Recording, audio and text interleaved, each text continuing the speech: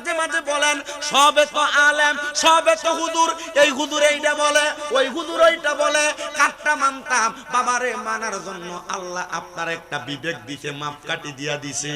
যেই জবান দিয়া আল্লাহর সর্বশক্তিমান বললে শিরিক হবে বলে, যেই জবান দিয়া আমার নবীর স্ত্রীদেরকে বেনামাজি বলে, নবীর স্ত্রীদেরকে কোনোদিন পর্দা করে নাই, রোজা রাখে নাই বলে, যেই জবান দিয়া বলে আমার নবী মরে গেছে, একবারে মাটির সাথে মিশে গেছে, ওইটা পবিত্র জবান হইতে পারে না। এদের জবানের কথা শুনলে ওই বক্তারও ইমাম থাকবে না, আপনারও ইমাম থাকবে না। এবার আপনারা বলেন এমন মুশরিক মুরতাদ কাফের বক্তাদের বয়ান কি শোনা যাবে না, ছাড়া লাগবে? আল্লাহ বলে বান্দা যদি তুমি ইমানদার হও, সাল্লু আলাইহি, ওই নবীর উপর দুরূদ আদায় করো, ওয়া সাল্লিমু তাসলিমা, আদবের সাথে সালাম দাও। আসেন আমরা মুহাব্বত নিয়া আমার আল্লাহ তাআলার পেয়ারা হাবিবের উপর দুরূদ আদায় করি পড়ি আল্লাহুম্মা সাল্লি মুহাব্বতে মাওলানা মুহাম্মদ ওয়া আলা আলিহি।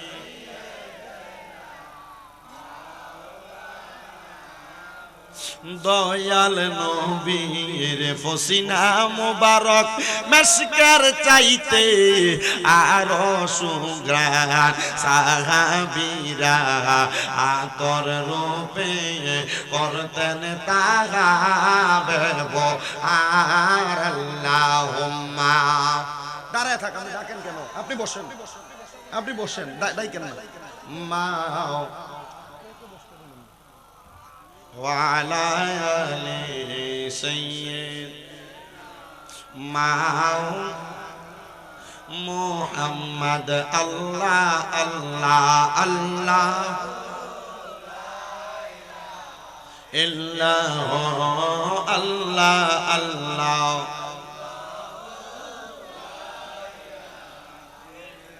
মৌতের তুফান চলবে যখন নবীজি আমরার, দয়া করে দেখাইয়েন চেহারায় আনো আর নবীজি আল্লাহ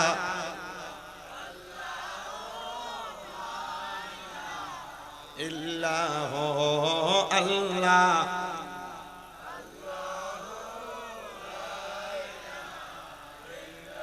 अव्वला खैर सब कुछ जाने देखे बाईद करीब, गायब की खबर देने वाला अल्लाह का हबीब नबी जी अल्लाह अल्लाह।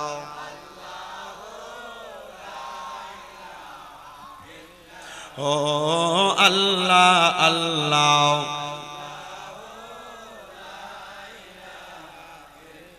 रहमतल लिल आलामीन नबी रहमते भरपूर, रहमत दिए भरपूर करेन नूर आला नूर नबीजी अल्लाह अल्लाह।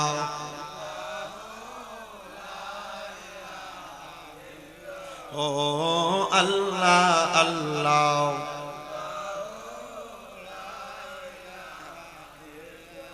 ला इलाहा इल्लल्लाहु मुहम्मदुर रसूलुल्लाह सल्लल्लाहु अलैहि वसल्लम। जबान खुले मुहाब्बतेर आवाजे पड़ेन আলহামদুলিল্লাহ।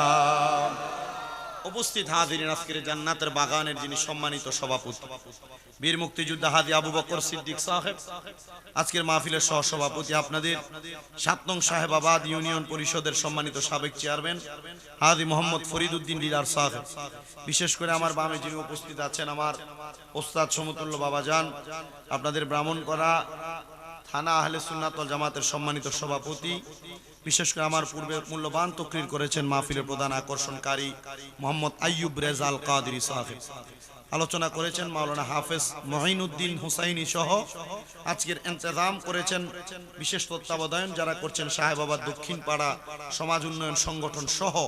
আমার ডাইনে বামে সামনে যত মাইকের আওয়াজ জুড়ে যাচ্ছে, আমার দাড়িপাকা মুরব্বী বাবা, যুবক নওজোয়ান ভাইয়েরা, ছোট ছোট মাসুম বাচ্চা, পর্দার অন্তরালের মা, মহান আল্লাহ জাল্লা শানহু আমাদেরকে আজকের জান্নাতের বাগানে আসার বসার তৌফিক দান করেছেন, সেই শুকরিয়া। কোনো অসুবিধা নেই। আমাকে মাহফিল কমিটি দুইটা সাবজেক্ট নির্ধারণ করে দিয়েছে, যেই দুইটা সাবজেক্টের উপরে কথা বললে সূরা বাকারার 187 নম্বর আয়াতের অল্প একটু জায়গা থেকে কথা বললে একটা বিষয় শেষ হবে। আমি চেষ্টা করব আপনাদেরকে এই বিষয়টাতে বয়ান করতে, যে বিষয়ে বয়ান করলে আপনারা খুব খুশি হইবেন, বিশেষ করে পুরুষ মানুষ। কি আল্লাহ তাআলা কুরআনুল কারীমে ঘোষণা করেছেন, হুন্না লিবাসুল লাকুম ওয়া আনতুম লিবাসুল লাহুন্না। আল্লাহ তাআলা বলছেন যে পুরুষ নারীদের জন্য পরিচ্ছদ পোশাক, আর নারীরা পুরুষদের জন্য পরিচ্ছদ পোশাক। জোরে বললেন না সুবহানাল্লাহ? এবার আসেন, এই আয়াতে কারিমার তাফসীর করেছেন আল্লামা জালালউদ্দিন সুয়ুতি ওনার তাফসীরে জালালাইন শরীফের মধ্যে। এই আয়াতে কারিমার তাফসীর করেছেন হযরতে ইমাম আহমদ রেজা খান ফাদিল বেরলভী ওনার তাফসীরে কানজুল ঈমান নুরুল ইরফানের মধ্যে। আল্লাহ তাআলা কুরআনুল কারীমের আয়াতে কারিমার মাধ্যমে আমরা বান্দাদেরকে জানিয়ে দিলেন, আমার বান্দার দলেরা, আমি তোমাদেরকে নারী এবং পুরুষ একজন আরেকজনের পোশাক এবং পরিচ্ছদ বানিয়ে দুনিয়াতে প্রেরণ করলাম। এই আয়াতে কারিমার তাফসীর করতে গিয়ে আল্লাহর নবীর একটা হাদিসে মুবারাকা কোট করেছেন, যে হাদিসে মুবারাকা বলেছেন হযরতে আনাস ইবনে মালিক রাদিয়াল্লাহু তাআলা আনহু। উনি ডাক দিয়া বলেন, জগতের মানুষের দলেরা, যখন দুনিয়ার জমিনের মধ্যে আল্লাহ তাআলা নারী এবং পুরুষ তৈরি করলেন, যখন আমার আল্লাহ তাআলা এই নারী এবং পুরুষগুলোকে তৈরি করার পরে তাদেরকে দুনিয়ার জমিনে পাঠাইলেন, আমার রাসূল বলতেছেন আল্লাহ তাআলা তাদেরকে একজন আরেকজনের পরিপূরক বানায়া পাঠাইছেন। ইয়া রাসূলুল্লাহ, ইয়া হাবিবাল্লাহ, কেমন পরিপূরক বানায়া পাঠাইছেন? বলে একজন পুরুষ মানুষ যখন শীতের রাত্রবেলা ঘুমায়, তার যেমন গভীর রজনীতে ঠান্ডা লাগার কারণে তার শরীরের উপরে একটা দামি অথবা একটা ভালো একটা ভারী কাপড় অথবা কম্বল অথবা লেপ দেওয়া দরকার, আল্লাহ তাআলা ওই পুরুষের জন্য তার স্ত্রীকে একটা পোশাক আর লেবাস আর একটা দামি কম্বল বানিয়ে সৃষ্টি করেছে। আর একটা স্ত্রী যখন দুনিয়াতে ঠান্ডা রজনীতে ঘুমায়, আমার আল্লাহ তাআলা ওই পুরুষটাকে স্ত্রীর জন্য একটা লেপ আর কম্বলের মতো বানিয়ে প্রেরণ করেছে। ইয়া রাসূলুল্লাহ, ইয়া হাবিবাল্লাহ, নবী আপনি যে এমন কথাগুলা বললেন, নবীজি কারণটা কি আপনি বলেন না? বলে দুনিয়ার সমাজের মধ্যে মানুষ যখন গুনাহের কাজের মধ্যে লিপ্ত হয়ে যায়, আমার আল্লাহ তাআলা মানুষকে গুনাহের কাজ থেকে বাঁচানোর জন্য পুরুষ এবং নারী মানুষদেরকে সৃষ্টি করেছেন, যেটা হযরতে বাবা আদম আলাইহিস সালাতু ওয়াস সালাম থেকে শুরু হয়েছে। এই আমার শাহবাদ এলাকার বাবা, এই নবীর উম্মতের দল, কেমন করে একটু মনোযোগ দিয়া শুনবেন। আল্লাহর পয়গম্বর হযরতে আদম আলাইহিস সালাতু ওয়াস সালাম যখন দুনিয়ার জমিনের মধ্যে আগমন করলেন, আদম নবীর আগমনের পরে আমার আল্লাহ তাআলা আদম নবীর বাম পাদরের বাঁকা হাত থেকে মা হাওয়া আলাইহিস সালাতু ওয়াস সালামকে সৃষ্টি করেছেন। আর হযরতে হাওয়া আলাইহিস সালাতু ওয়াস সালামকে সৃষ্টি করার পর আমার আল্লাহ তাআলার প্যারা হাবিব হযরতে আদম আলাইহিস সালাতু ওয়াস সালাম যখন হযরতে মা হাওয়া আলাইহিস সালাতু ওয়াস সালামের শরীরের দিয়ে তার হাতটা বাড়ায়, আদম আলাইহিস সালাতু ওয়াস সালামকে আমার আল্লাহ তাআলা বলেছেন, বন্ধু আদম, আপনি আপনার স্ত্রীর শরীর মুবারকের মধ্যে আপনি যে স্পর্শ করবেন, আপনি এমনি স্পর্শ করতে পারবেন না। এটার একমাত্র কারণ আপনি এখনো পর্যন্ত তার মোহরানা আদায় করেন নাই। হযরতে পয়গম্বর আদম আলাইহিস, আপনাদের কষ্ট হবে কোনো? আমার আলোচনা সাবজেক্ট স্বামী এবং স্ত্রীর হক, পিতামাতার খেদমত। চেষ্টা করব আপনাদেরকে স্বামী এবং স্ত্রীর হক সম্পর্কে আলোচনা করতে। আমি জানি পর্দার আড়ালে আমার অনেক মা বোনেরা বয়ান শ্রবণ করতেছে, তবে আজকের ওয়াজের পরে বেরিয়ে তারা আমার ওয়াজ শুনতো না, বেড়াইতে আমার ওয়াজ শূন্য বক্তব্য। তবে মা বোনেরা যদি আমার এই ওয়াজ শুনে যদি আপনি আমলে কাজে লাগাইতে পারেন, ইনশাআল্লাহ এই সাহেবাবাদ এলাকার কোনো মহিলারে জান্নাতে যাওয়া কেউ আটকাইতে পারবে না। জোরে পড়েন।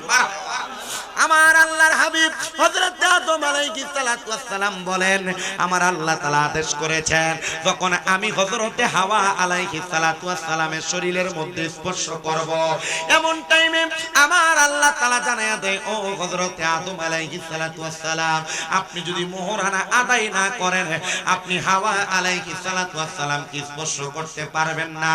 এ বাবা আদম আপনি কেমন করে মোহরানা আদায় করেছেন আপনার কাছে আমি জানতে চাই। আমি তো আপনার সন্তান।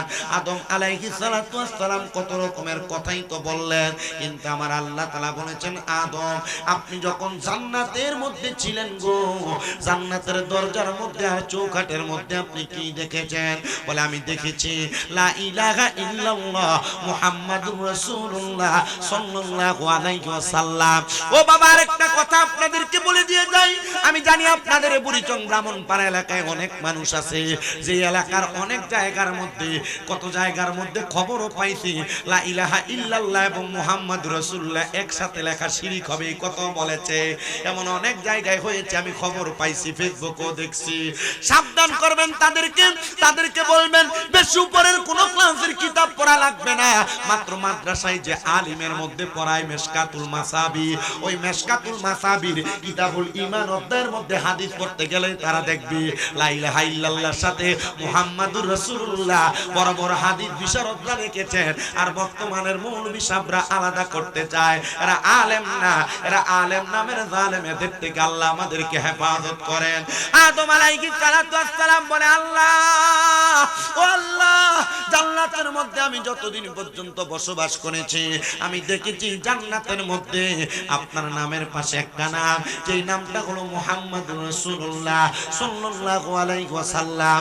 আল্লাহ ওই নামের ওসিলায় আপনি আমার বিভাগের মোহরানা কবুল করে নেন। আল্লাহ কবুল করে হযরতে মা হাওয়া আলাইহিস সালাতু ওয়াস সালামকে আদম নবীর জন্য মুহাল্লাল হালাল করে দিলেন। এ পুরুষেরা আপনারা যারা বিবাহ করেছেন অনেকের বিবাহের মোহরানা 3 লাখ, অনেকের 4 লাখ, অনেকের 5 লাখ, আবার অনেকে বড়াই করার জন্য 10 লাখ টাকা মোহরানা করে।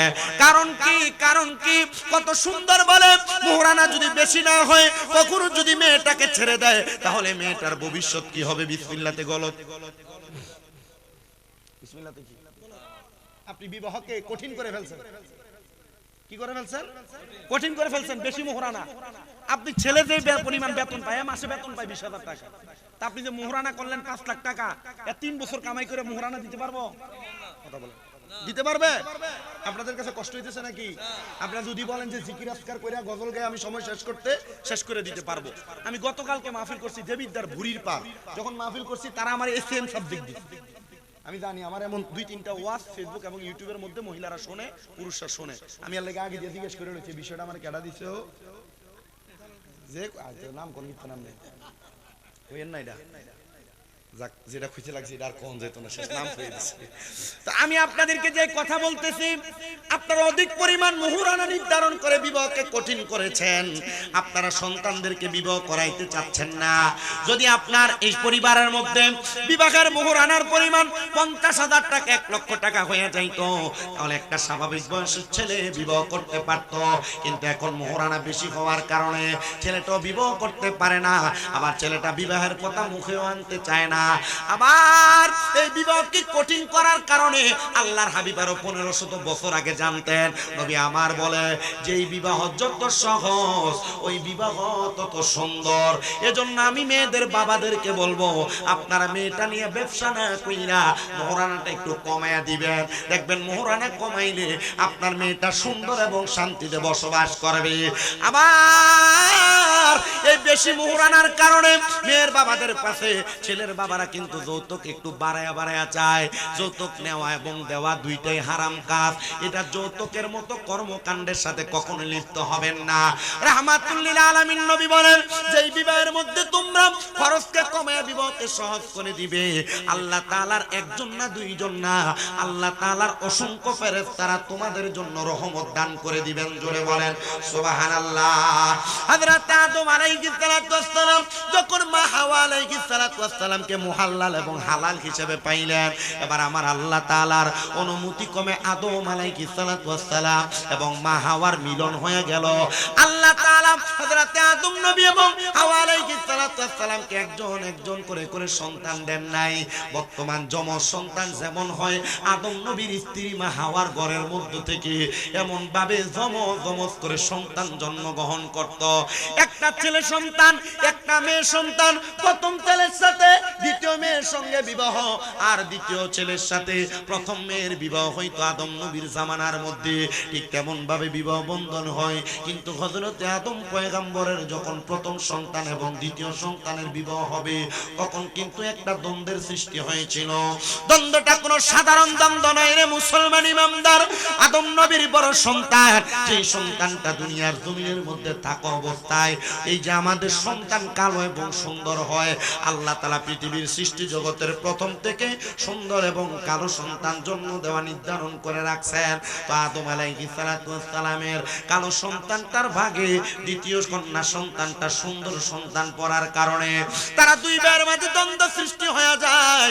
আর ওই দ্বন্দ্বের মাধ্যমে আমার আল্লাহ তাআলা ওই দুই ভাইয়ের দুইটা কোরবানির মাধ্যমে আল্লাহ তাআলা তাদের বিবাহগুলা কবুল করতে চাইছে। কিন্তু এই কবুলগুলা যখন আল্লাহ করলেন, তারা দুই ভাইয়ের মধ্যে দ্বন্দ্ব যে সৃষ্টি হয়ে গেল। এক ভাই আর এক ভাইকে কতল করে ফেলেছে অথবা আঘাতপ্রাপ্ত করেছে। কিন্তু ওই ভাইটাকে কতল আর আঘাতপ্রাপ্ত করার পরে ওই ভাইটাকে দুনিয়ার জমিনের মধ্যে থাকা অবস্থায় দাফন করতে চায় নাই। এই যে আপনারা মাটির নিচে দাফন করেন, আল্লাহ তাআলা কুদরতি ভাবে তখন দুনিয়াতে কাক সৃষ্টি করেছে। একটা কাক আইসা, কেউ কেউ বলেন সিল পাখি আইসা ওই মরুভূমির মাটিকে খোদাই করে ওই লাশটার উপরে মাটি দেওয়া শুরু করে দিলেন। তখন থেকে বিবাহের ধারাবাহিকতা এক এক করে চলে আসতেছে। ঠিক তেমন ভাবে আমার নবী রাহমাতুল লিল আলামিন নবী দুনিয়ার জমিনের মধ্যে আগমন করার পূর্ববর্তী সময়ে আল্লাহ তাআলার পেয়ারা হাবিব যখন আগমন করবে, তার আগে ওনার আব্বা জান হযরতে খাজা আব্দুল্লাহ তিনি বিবাহ করবেন। তিনার বিবাহের প্রাপ্ত বয়স যখন হয়ে যায়, খাজা আব্দুল্লাহ মক্কাতুল মুকাররমার রাস্তায় রাস্তায় যখন হাঁটতেন, চলাফেরা করতেন, মক্কাতুল মুকাররমার ধনী ধনী ব্যক্তির কন্যা সন্তানরা হযরত খাজা আব্দুল্লাহকে বিবাহের প্রস্তাব প্রদান করতেন। এই খাজা আব্দুল্লাহ, আপনি আপনার আব্বা জানের সর্বকনিষ্ঠ সন্তান, ছোট সন্তান, কিন্তু আপনার চেহারা বড় মায়ার, আপনার চেহারা বড় নুরানি, আমরা চাই আপনাকে বিবাহ করার জন্য। হযরতে খাজা আব্দুল্লাহ উনি রওনা করে চলে গেলেন মক্কাতুল মুকাররমার হাতিমে কাবার মধ্যে। যারা হজ করেছেন আপনারা হাতিমে কাবা চিনেন। কাবা শরীফের পাশে এমন গোল করে ব্যারিকেড দেওয়া একটা জায়গা আছে, যে জায়গার নাম হলো হাতিমে কাবা। হযরতে আব্দুল্লাহ যখন ওই হাতিমে কাবার মধ্যে চলে গেলেন, হাতিমে কাবার কাছে যা দেখেন ওনার আব্বাজান নবীজির দাদা হযরত আব্দুল মুত্তালিব সেই জায়গার মধ্যে হেলান দিয়ে আছেন আসরের নামাজের পরবর্তী সময়। এমন টাইমে হযরত আব্দুল্লাহ ডাক দিয়ে বলেন, আব্বাজান, মক্কাতুল মুকাররমার কন্যারা আমাকে বড় ডিস্টার্ব করে, আমারে বড় জ্বালাতন করে। আমার আব্বাজান আমারে জবাব দিলেন, হে আমার সন্তান, কারণ কি? বলে তারা আমারে নেকাহ করতে চায়, বিবাহ করতে চায়। হযরত আব্দুল মুত্তালিব বলেন, আমার সন্তানকে তো স্বাভাবিকভাবে বিবাহ সম্পাদন করানো যাবে না, কারণ তাওরাত কিতাবের মধ্যে আর ইনজিল কিতাবের মধ্যে আমার সন্তানের বিবাহের কথা লিপিবদ্ধ আছে।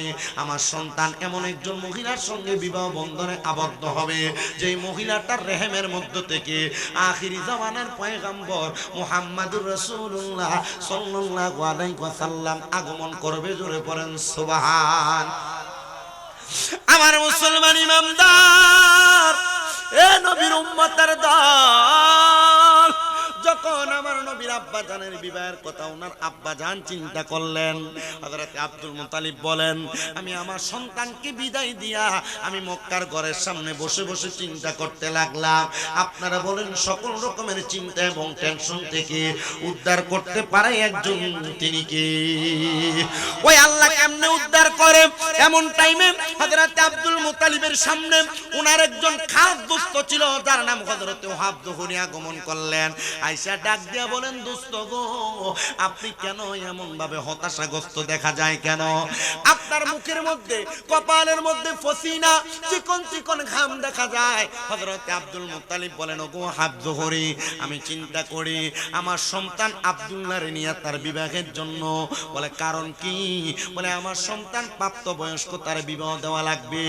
এ শাহবাবাদ এলাকার বাবারা আপনাদের যাদের সন্তান আছে ওই সন্তানকে এখনো পর্যন্ত যারা বিবাহ করার নাই আপনি চিন্তা করতেছেন ছেলে কামাই করে না খাওয়াইবো কি নিজের পায়ে এখনো দাঁড়ায় নাই এই চিন্তা আপনি বরদাস্ত কেন করতেছেন আমার বুঝে আসে না। মনে রাখবেন আপনি আপনার সন্তানকে প্রাপ্তবয়স্ক হওয়ার পরেও যদি বিবাহ না করান ওই সন্তান যদি কোনো মেয়ের সঙ্গে অবৈধ সম্পর্কের মধ্যে লিপ্ত হয়ে যায় সে জিনা করার কারণে অবৈধ সম্পর্ক হওয়ার কারণে যে গুনাহগুলা করবে ওই গুনাহগুলা আপনি বাবার আমলনামায় লেখা হবে। আপনার মেয়ে প্রাপ্তবয়স্ক আপনি এখনো আপনার মেয়েটার বিবাহ দেন না, যদি আপনার মেয়েটা এমন কোন অবৈধ সম্পর্কের মধ্যে লিপ্ত হয়ে যায় তাহলে এটার কারণে আপনার মেয়ে যেই গুনাহগুলা করবে ওই গুনার স্থানে গুনার বদ গুনাহগুলা আপনার আমলনামার মধ্যে লিপিবদ্ধ করা হবে। এই জন্য সন্তান কি চাকরি করে কি কাজ করে দেখার দরকার নাই। আপনি চিন্তা করেন ভালো কাম না পাইলে ভালো করে বিবাহ করানো যাবে না। না না না এমন চিন্তা নয়। আপনার সন্তান যেমন উপযুক্ত তার শ্বশুর বাড়িতে আপনি তেমন উপযুক্ত দেখবেন, এটা দেখে আপনি বিবাহ করাবেন। আর যদি আপনি তালাশ করেন আপনার সন্তান মাসে 20,000 কামাই করে, মাইয়ার বাপে বিদেশে 2-3 লাখ টাকা কামাই করে, যখন আপনি বিবাহ করাবেন তখন ওই মাইয়ার সঙ্গে কুফু মিলে বিবাহ না হওয়ার কারণে কয়দিন পরে দেখবেন মাইয়া তার জামাইরে তুই তুকারি করে শব্দ করে, কয়দিন পরে দেখবেন আপনি শ্বশুরকে ওই মেয়ে দাম দেয় না। এই জন্য যখন বিবাহ করাবেন সমানে সমানে নচেত নিজের থেকে সামান্য কম পরিমাণ সাধ্য মোতাবেক বিবাহ করাবেন। এই কথাগুলো আপনাদেরকে বলার কারণ হলো এগুলা মিলে না বিদায় বর্তমান দেখেন ডিভোর্সের পরিমাণ বড় বেশি। আমার কাছে কিন্তু অ্যাডভোকেট ফারুক ভাই আছে, খবর নিয়ে দেখেন কুমিল্লা বলেন আর যে কোনো কোর্টের দিকে বলেন বিবাহের চাইতে বিবাহ বিচ্ছেদের অবস্থা কিন্তু বেশি চলে। বিবাহ বিচ্ছেদ বেশি চলে একমাত্র কোরআন হাদিস যাচাই করে বিবাহ সম্পূর্ণ না করার কারণে। শুধু টাকাওয়ালা চাইয়া মাইয়া বিয়া করে আনতেছেন বিয়ের পয়সা আছে, আর আপনিও মাইয়া বিয়ে দিতেছেন বিয়ের পয়সা আছে, এটা চিন্তা করে মাইয়া বিয়া দেন। মাইয়া নিম্নবর্তী হওয়ার কারণে তাদের সাথে অ্যাডজাস্ট হইতে পারে না, আর আপনার সন্তান নিম্নবিত্ত হওয়ার কারণে এই মাইয়াটা এই সন্তান যাইয়া শ্বশুর বাড়ির সাথে অ্যাডজাস্ট করতে পারে না। তখন কি হয়? কথা কন না, বিবাহ বিচ্ছেদ হয়ে যায়। যদি আপনাদের কষ্ট হয় একটু মনোযোগ দিয়ে শোনেন। আল্লাহর হাবিবের আব্বা জান হযরত আব্দুল্লাহর বিবাহের ব্যাপারে আব্দুল মুত্তালিবের কাছে প্রস্তাব দেয়, দোস্ত আমার আপনার পরিবার আপনার বংশ আমার বংশ এক হইতে পারে কিন্তু অর্থের দিক থেকে আমরা সমান সমান। আপনার কাছে আমার একটা আবদার, আপনি চাইলে আমার কন্যার সঙ্গে আপনার সন্তানের বিবাহ বন্ধন করাইতে পারেন। তাদের যেমন কথা তেমন কাজ, সুন্দর করে হযরতে খাজা আব্দুল্লাহর বিবাহ হয়ে যায়। খাজা আব্দুল্লাহ বলে আমি বিবাহ করার পরে আমার স্ত্রীকে মোহরানা সৌরভ আমি সাধারণ কোনো কিছু দেই নাই, আমি আমার স্ত্রীকে 2টা পাটি একটা পাটি দান করেছি, একটা বালিশ দান করেছি, একটা বালিশের সাথে তার জন্য আমি গলা বন কান বন নাক বন হাত বন দান করেছি। এগুলো আমি মোহরানা হিসেবে দান করেছি। দেওয়ার পর তাদের যখন বিবাহ সম্পাদন হয়ে যায় হযরত খাজা আব্দুল্লাহ বলেন আমি যখন আমার বাসর ঘরে প্রবেশ করেছি পরবর্তী সময় আমি আমার ঘর থেকে যখন সকালবেলা বের হয়ে যায় মক্কার মেয়েরা আমার সামনে দিয়ে হেঁটে যায়, তারা আমার দিকে একবারও ফিরে তাকান না। কারণটা কি গো মক্কার মহিলারা কেন তাকাও না? আমি এই কথা আর তাদেরকে না বইলা আমার আব্বাজান আব্দুল মুত্তালিবের কাছে প্রশ্ন করলাম, ওগো আমার আব্বাজান মক্কার মেয়েরা তো আর আমার বিবাহের কথা বলে না। খাজা আব্দুল্লাহ বলে, খাজা আব্দুল মুত্তালিব বলে, এ আব্দুল্লাহ মক্কার মেয়েরা তোমার পাগল ছিল না, মক্কার মেয়েরা তোমার পেশানির মধ্যে তোমার কপালের মধ্যে যেই নূরে মুহাম্মদী ছিল এই নূরে মুহাম্মদীর পাগল ছিল। জোরে পড়েন সুবহানাল্লাহ। হযরত আব্দুল মুত্তালিবের জবাব শুনলাম, উনি বলেন আমি প্রশ্ন করলাম গো আব্বাজান এই নূরে মুহাম্মদী আমার পেশানি থেকে কোথায় চলে গেল? বলে আমার আল্লাহ তাআলা জানিয়ে দিয়েছিলেন এই নূরে মুহাম্মদীটা এমনে এমনে এমনে যাবে না, এমনে যাবে না। তুমি যখন তোমার মনোরম বাসর ঘরের মধ্যে প্রবেশ করবা আর হযরতে আমেনার কপালের মধ্যে চুম্বন করবা, হযরত আমেনা তোমার কপালের মধ্যে চুম্বন করবে, তোমাদের নূরে মুহাম্মদীটা একবারে ট্রান্সফার হয়ে একজন থেকে আরেকজনের কাছে চলে যাবে। এমন ভাবে বিবাহ বন্ধনের ট্রান্সফারিং হয়ে গেছে। আমার নবী রাহমাতুল লিল আলামিন নবী মা আমেনার গর্ভেও চলে আসছেন। মা আমেনার গর্ভ থেকে আমার নবী যখন দুনিয়াতে আগমন করলেন, নবীর আগমনের পরে নবীর বিবাহ। আমি আপনাদের কাছে আগে বিবাহ বন্ধনের ধারাবাহিকতাটা একটু বলি, তারপর আমি স্বামী স্ত্রীর হকের কথাটা বলে দিব। একটু মনোযোগ দিয়ে শুনবেন। আল্লাহর হাবিবের 5টা হাদিস থেকে আপনারা স্বামী স্ত্রীর হকের ব্যাপারে জানা নেবেন। যারা বউ মারে আর যেই মহিলারা স্বামীরে তুইটাই করে শব্দ করে, দেখবেন আজকের ওয়াজের পরে আমি বিশ্বাস রাখি কোনোদিন এমন কথা হবে না। স্বামীরে কোনোদিন কোনো মহিলা তুই শব্দ ব্যবহার করবে না, আর কোন স্বামী কোনোদিন তার স্ত্রীকে তার মা বাবার নাম তুলে গালি দিবে না। আমার নবী বিবাহ করবেন। নবীজির বিবাহের প্রথম অবস্থা আম্মা জান খাদিজাতুল কুবরা আমার নবীকে বিবাহের প্রথম প্রস্তাব প্রদান করেছেন। নবী আমার বিবাহ করেছেন, কিন্তু আম্মা জান খাদিজাতুল কুবরাকে বিবাহ করার পরবর্তী সময় আমার নবীজির এক এক করে প্রতিটা বিবাহের মধ্যে আমার নবীজি মোহরানার হক হিসাবে অল্প কিছু দিরহাম প্রদান করেছিলেন। রাহমাতুল লিল আলামিন নবীর এই দিরহামগুলো প্রদান করার পরবর্তীতে আমার নবীজির কলিজার টুকরা 3 জন কন্যার মধ্য থেকে একজন কন্যা হযরতে মা ফাতেমাতুজ জাহরা রাদিয়াল্লাহু তাআলা আনহা, ওনার বিবাহ হয়ে যাবে। ওনার বিবাহটা আল্লাহ তাআলা হযরতে আলী কাররামাল্লাহু ওয়াজহুর সাথে সুন্দর করে নির্ধারণ করেছিলেন। কিন্তু আম্মা জান ফাতেমার বিবাহের পূর্ববর্তী মুহূর্তে বড় সুন্দর একটা খেলা হয়েছিল, বড় সুন্দর একটা আজব ঘটনা হয়েছিল। কেমন সুন্দর শুনেন একটু মনোযোগ দিয়ে। নবীজির কন্যা সন্তান খাতুনে জান্নাতকে বিবাহ করার জন্য যখন চারদিক থেকে প্রস্তাব আসে, রাহমাতুল লিল আলামিন নবীজি তখন ওই প্রস্তাবকে প্রত্যাখ্যান করে নাই, কারণ আমার নবী সাহাবায়ে কেরামের মনে কষ্ট যাবে। নবী আমার ডাক দিয়ে বলে, জগতের মানুষ তোমরা শুনো, আমি নবী আমার সব সাহাবায়ে কেরামকে বললাম, তোমরা যে আমার সম্মুখে আইসা পবিত্র কোরআনুল কারীমকে প্রথম থেকে শেষ পর্যন্ত খতম করতে পারবা, আমি নবীর কন্যা খাতুনে জান্নাত ফাতেমাকে তার কাছে বিবাহ দেওয়া হবে। আমি নবীজির এই কথা মোতাবেক সব সাহাবায়ে কেরাম আসছে, কিন্তু একজন সাহাবী আসতে দেরি হয়ে গেছে, যার নাম হযরতে আলী রাদিয়াল্লাহু তাআলা আনহু। তিনি যখন আগমন করলেন, আগমন করার সাথে সাথে আমার নবীজির এই কথা যখন হযরত আলী রাদিয়াল্লাহু তাআলা আনহু শুনলেন, উনি হঠাৎ করে হাত তুলে বললেন, ইয়া রাসূলুল্লাহ, আমার কোরআনুল কারীমের প্রথম থেকে শেষ পর্যন্ত খতম হয়ে গেছে। সব সাহাবায়ে কেরাম অবাক হয়ে গেলেন, হে আলী রাদিয়াল্লাহু তাআলা আনহু, আপনি কেমন করে এত তাড়াতাড়ি কোরআনুল কারীমের খতম সম্পূর্ণ করলেন? ইয়া রাসূলুল্লাহ, আপনি একদিন বলেছেন সূরা ফাতিহার পরবর্তীতে 3 বার যদি কোনো মানুষ সূরা ইখলাস তেলাওয়াত করে, তার আমলনামার মধ্যে এক খতম কোরআনুল কারীম তেলাওয়াতের সওয়াব নির্ধারণ হয়ে যাবে। এজন্য আমি বলেছি কোরআনুল কারীম খতম হয়ে গেছে। আমার নবী রাহমাতুল লিল আলামিন নবী এই হিকমতের কারণে হযরত আলী রাদিয়াল্লাহু তাআলা আনহুর কাছে নবীজি কন্যা সন্তানকে বিবাহ দিয়েছেন। যখন বিবাহ সম্পূর্ণ হয়ে যায়, হযরত আলী কাররামাল্লাহু ওয়াজহু বলেন, ওই বিবাহের জন্য আমার কাছে কোনো মোহরানা দেওয়ার মতো অর্থ ছিল না।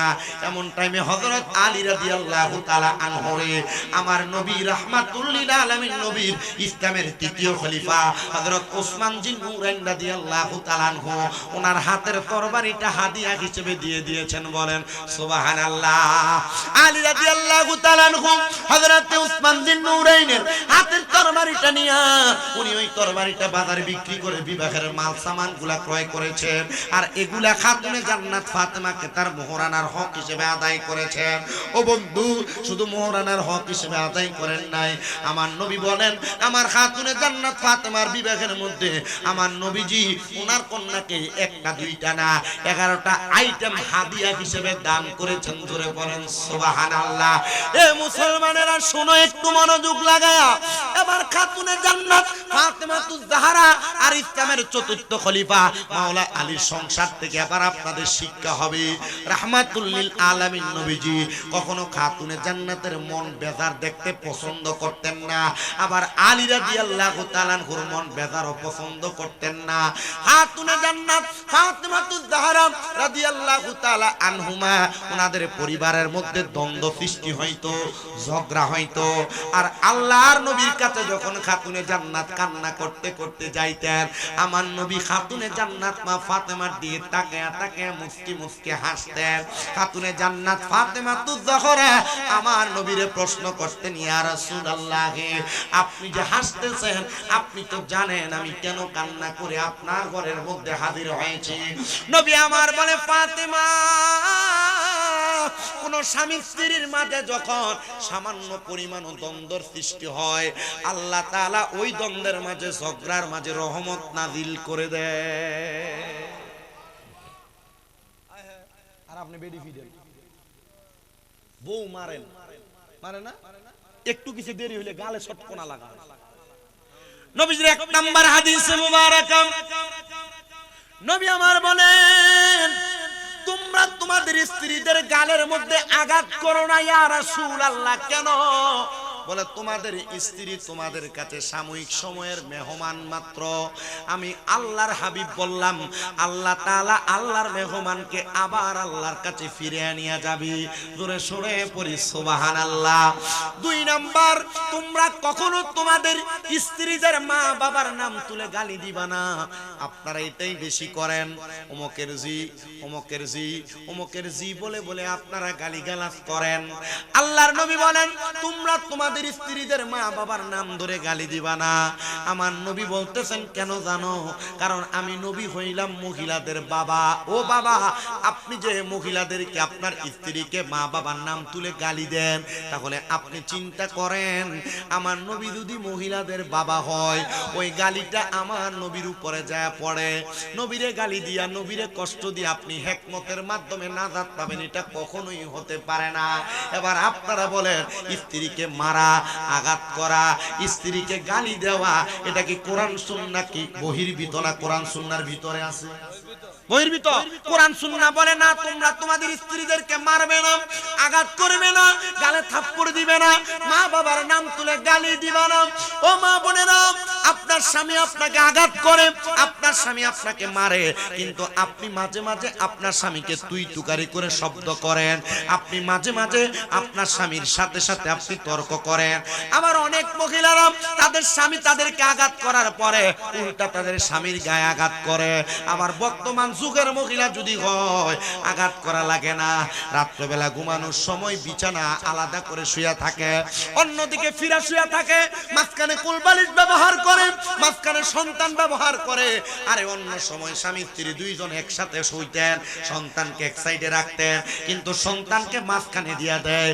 মা বোনের একটু মনোযোগ দিয়া শুনবা, তুমি তোমার স্বামীর সাথে যত রকমের ঝগড়া করো না কেন, আল্লাহর নবীর তৃতীয় নাম্বার হাদিস, নবী আমার বলতেছেন, উম্মত, যখন কোন স্বামী স্ত্রী ঘুমাইবে, তারা যেন ঘুমানোর সময় একটা বালিশের মধ্যে দুইজন ঘুমায়। এক বালিশে কয়জন? আস্তে কয়, জোরে কন্যা কয়জন? এক বালিশের মধ্যে যেন দুইজন ঘুমায়। ইয়া রাসূলুল্লাহ, মা আয়েশা সিদ্দিকা রাদিয়াল্লাহু তাআলা আনহা থেকে হাদিস বর্ণিত। আমার একই হাদিস আনাস ইবনে মালিক রাদিয়াল্লাহু তাআলা আনহুর আম্মা জান বর্ণনা করেছেন। তিনি বলেন, আমার নবীজির জবান মোবারকের ঘোষণা, যখন কোন স্বামী স্ত্রী একই বালিশের মধ্যে মাথা রাইখা ঘুমায়, তারা একজন আরেকজনের সাথে যতটুকু ক্লোজ হইয়া লাইগা লাইগা ঘুমাবে, আর পৃথিবীর যত জায়গা খালি থাকবে, আল্লাহ তাআলা প্রতিটা ক্ষণে ক্ষণে ওই জায়গাগুলো রহমতের আমলনামাকে ভরপুর করে দিবে। বলেন সুবহানাল্লাহ।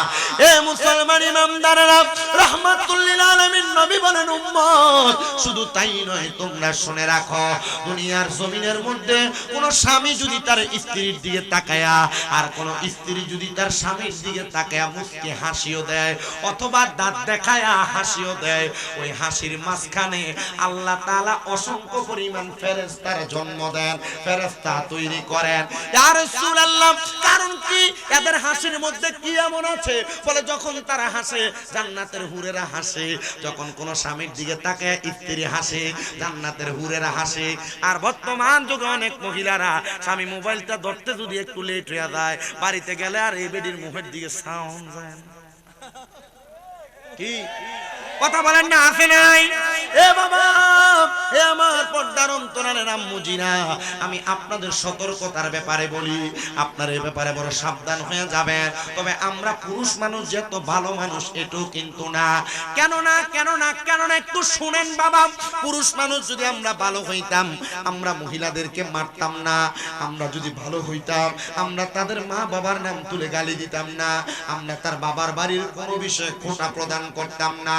এই জন্য রহমতের নবী, মদিনার কামলিওয়ালা নবী বলেন, তোমরা কখনো তার মা বাবা এবং পরিবারের ব্যাপারে বাজে মন্তব্য করবা না।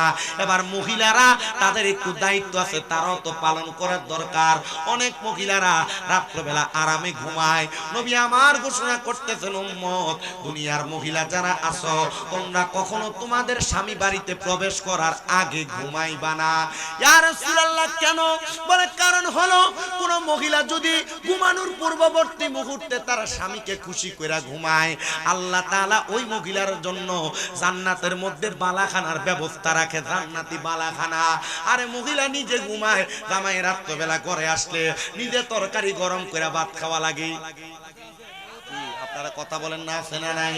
আমি জানি না এই সাহেবাবাদ এলাকার মানুষ আমার কথাগুলা কেমন শুনবেন, কেমন মানবেন। তবে সোশ্যাল মিডিয়ার মধ্যে অনেক মানুষ এই বিষয়গুলা গ্রহণ করেছে যে হ্যাঁ, আমরা মহিলাদের এবং আমরা পুরুষদের পক্ষে কথা বলার একটা হুজুর আমরা পাইছি।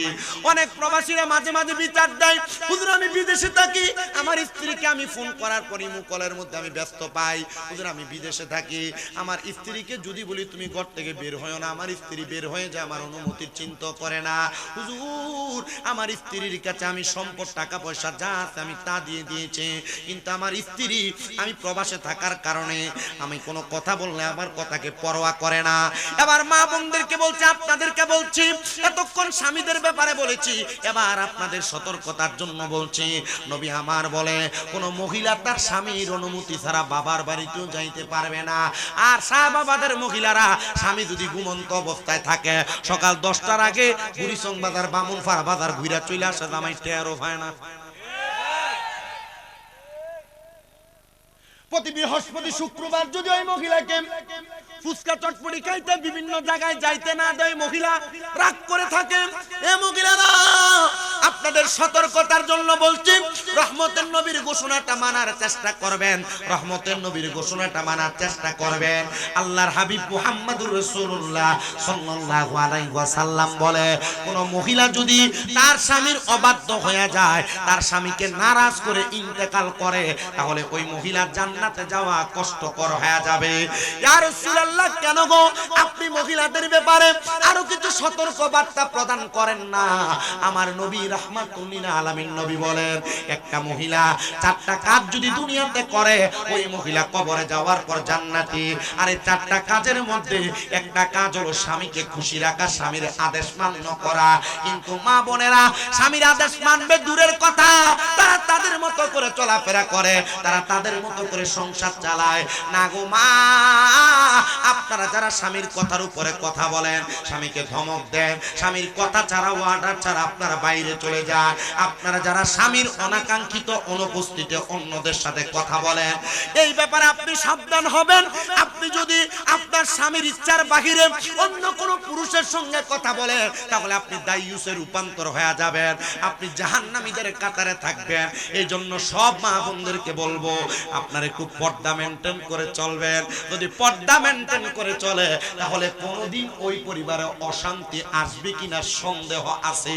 এজন্য আল্লাহ আল্লাহ কোরআনুল কারীমের মধ্যে ঘোষণা করে দিয়েছে, ওয়াকরনা ফি বুয়ুতিকুন্না ওয়ালা তাবাররাজনা তাবাররুজাল জাহিলিয়াতিল উলা। তোমরা তোমাদের নারীদেরকে জাহিলিয়া যুগের মহিলাদের মতো বের হতে দিও না। আর দেখেন জাহিলিয়া যুগের মহিলাদের মতো বের হয় বিদায় মেয়েরা ইফতিজিং এর শিকার হয়, ধর্ষণ হয়, বিভিন্ন রাস্তার মধ্যে টিস্কারির শিকার হয়। এজন্য আপনারা যারা পুরুষ আছেন, আপনারা আপনাদের স্ত্রীদের হকটা আদায় করার ব্যাপারে সর্বপ্রথম তাদেরকে পর্দা করানোর চেষ্টা করবেন। আমার নবী বলেন, দুনিয়াতে একটা মহিলার জন্য একজন দুইজন না, আল্লাহ তাআলা 4 প্রকার পুরুষ মানুষকে দোজখে দিবে, দোজখে। ইয়া রাসূলুল্লাহ, কোন একটা মহিলার কারণে 4 প্রকার পুরুষ মানুষকে দোজখে দেওয়া হবে আপনি বলেন না? নবী আমার বলে, উম্মত, 1 নাম্বার, কোন সন্তান যদি তার মারে পর্দা না করায়। এ সন্তানেরা, আপনার মা বেপর্দা চলে, আপনার চাচার সঙ্গে কথা বলি, আপনার জেডার সঙ্গে কথা বলি, অথবা আপনার মা এলাকার কোনো পরপুরুষের সামনে দাঁড়ায় দাঁড়ায় কথা বলে, আপনি মনে রাখবেন, আপনি আপনার মারে পর্দা না করানোর কারণে আপনি দোজখে যাবেন, দোজখে। 2 নাম্বার, কোন ভাই যদি তার বোনকে পর্দা না করায়, আর পর্দা করাবে দূরের কথা, ভাইয়ের বিয়ার ভিতরে বই নেই, নাচে। কথা বলেন না কেন? নাচে কি নাচে না? ভাইয়ের বিয়ার মধ্যে বোনের নিজেই নাচে, বোনের বিয়ার মধ্যে ভাইয়ের নিজেই নাচে। আবার বোনের বিয়া যখন লাগায়, গায়ে হলুদের নাম দিয়া বেহায়াপনা কইরা বোনকে স্টেজে বসে হলুদ লাগায়, দুলাভাই লাগায়, চাচতো ভাই লাগায়, চাচতো ভাই, মামতো ভাই সব লাগায়। মনে রাখতে হবে, এটা হারাম, এটা হারাম, এটা হারাম। আপনি ভাই হয়ে যদি আপনার বোনকে পর্দা না করান, আমি জানি না সাহেব বাবা, এই যে মাহফিল হইতেছে, কসমেটিকের দোকান তো মনে হয় কম আসে নাই, চটফটির দোকান কম আসে নাই, ফুচকার দোকান কম আসে নাই, মেয়েরাও কম বাইর হয় নাই। মনে রাখবেন, মনে রাখবেন, মনে রাখবেন, আপনি যতই জায়েজ আর না জায়েজ দেখান, যতই নামাজ পড়েন আর না পড়েন, আপনার মেয়ে, আপনার স্ত্রী, আপনার বউ, আপনার বোন যদি এমন ভাবে বেপরদা করে করে ঘুরে ফুচকা দোকান, কাপড়ের দোকানের মধ্যে যায়, তাহলে এটার কারণে আপনি দোজখে আগুনের জ্বলা লাগবে। এই জন্য একটা ভাই তার বোনকে কি করাবে? না না, হুন্ডার পিছনে লয়ে ঘুরে। আপনাদের কি কষ্ট হইতেছে? অসুবিধা হইতেছে? ওই যে আমি যদি প্রথম থেকে দৈরা জিকির আজকার করতাম, গজল গাইয়ে যদি একবার গরম করতাম, মনে হয় যে একবারে মাহফিলটা একবারে ফুরফুরে থাকলো, না বুঝো? আমি জানি কোন জায়গায় কি হয়, আমি জানি। আমি যখন এখানে আসি, আমারে ওই আওয়ানোর সময় হিন্দি, আপনি তো চলে আসছেন না, ফ্যাশনে একদল দাঁড়ানো, দাঁড়ানোর সময় কইছে, আজকে বন্ডমিট একটু কম করে করো। আমি আমার কানে আওয়াজ দেয়, আপনি কথা বলছেন? এ মনে করছে খালি আমরাই বন্ডামি করি, আর হেরার গ্রুপের বক্তারা দে, হেরার গ্রুপের হুজুররা দে, মাদ্রাসার ভিতরে ছাত্ররা বলৎকার করে, আমরা এটা শয়তানের দল করে। আমরা ওয়াজ মাহফিল একটু জিকির আজকার করি, এটা আমরা দোষ, দোষ না? আমরা মিলাদ করি, এটা আমরা দোষ। আমরা কিয়াম করি, এটা আমরা দোষ। আমরা নবীরে নূর মানি, এটা আমরা দোষ। আমরা নবীর উপর হাজির নাজির আকীদা রাখি, এটা আমরা দোষ। আমরা নবীরে গায়েবের খবর দেনওয়ালা বলি, আমরা এটা দোষ।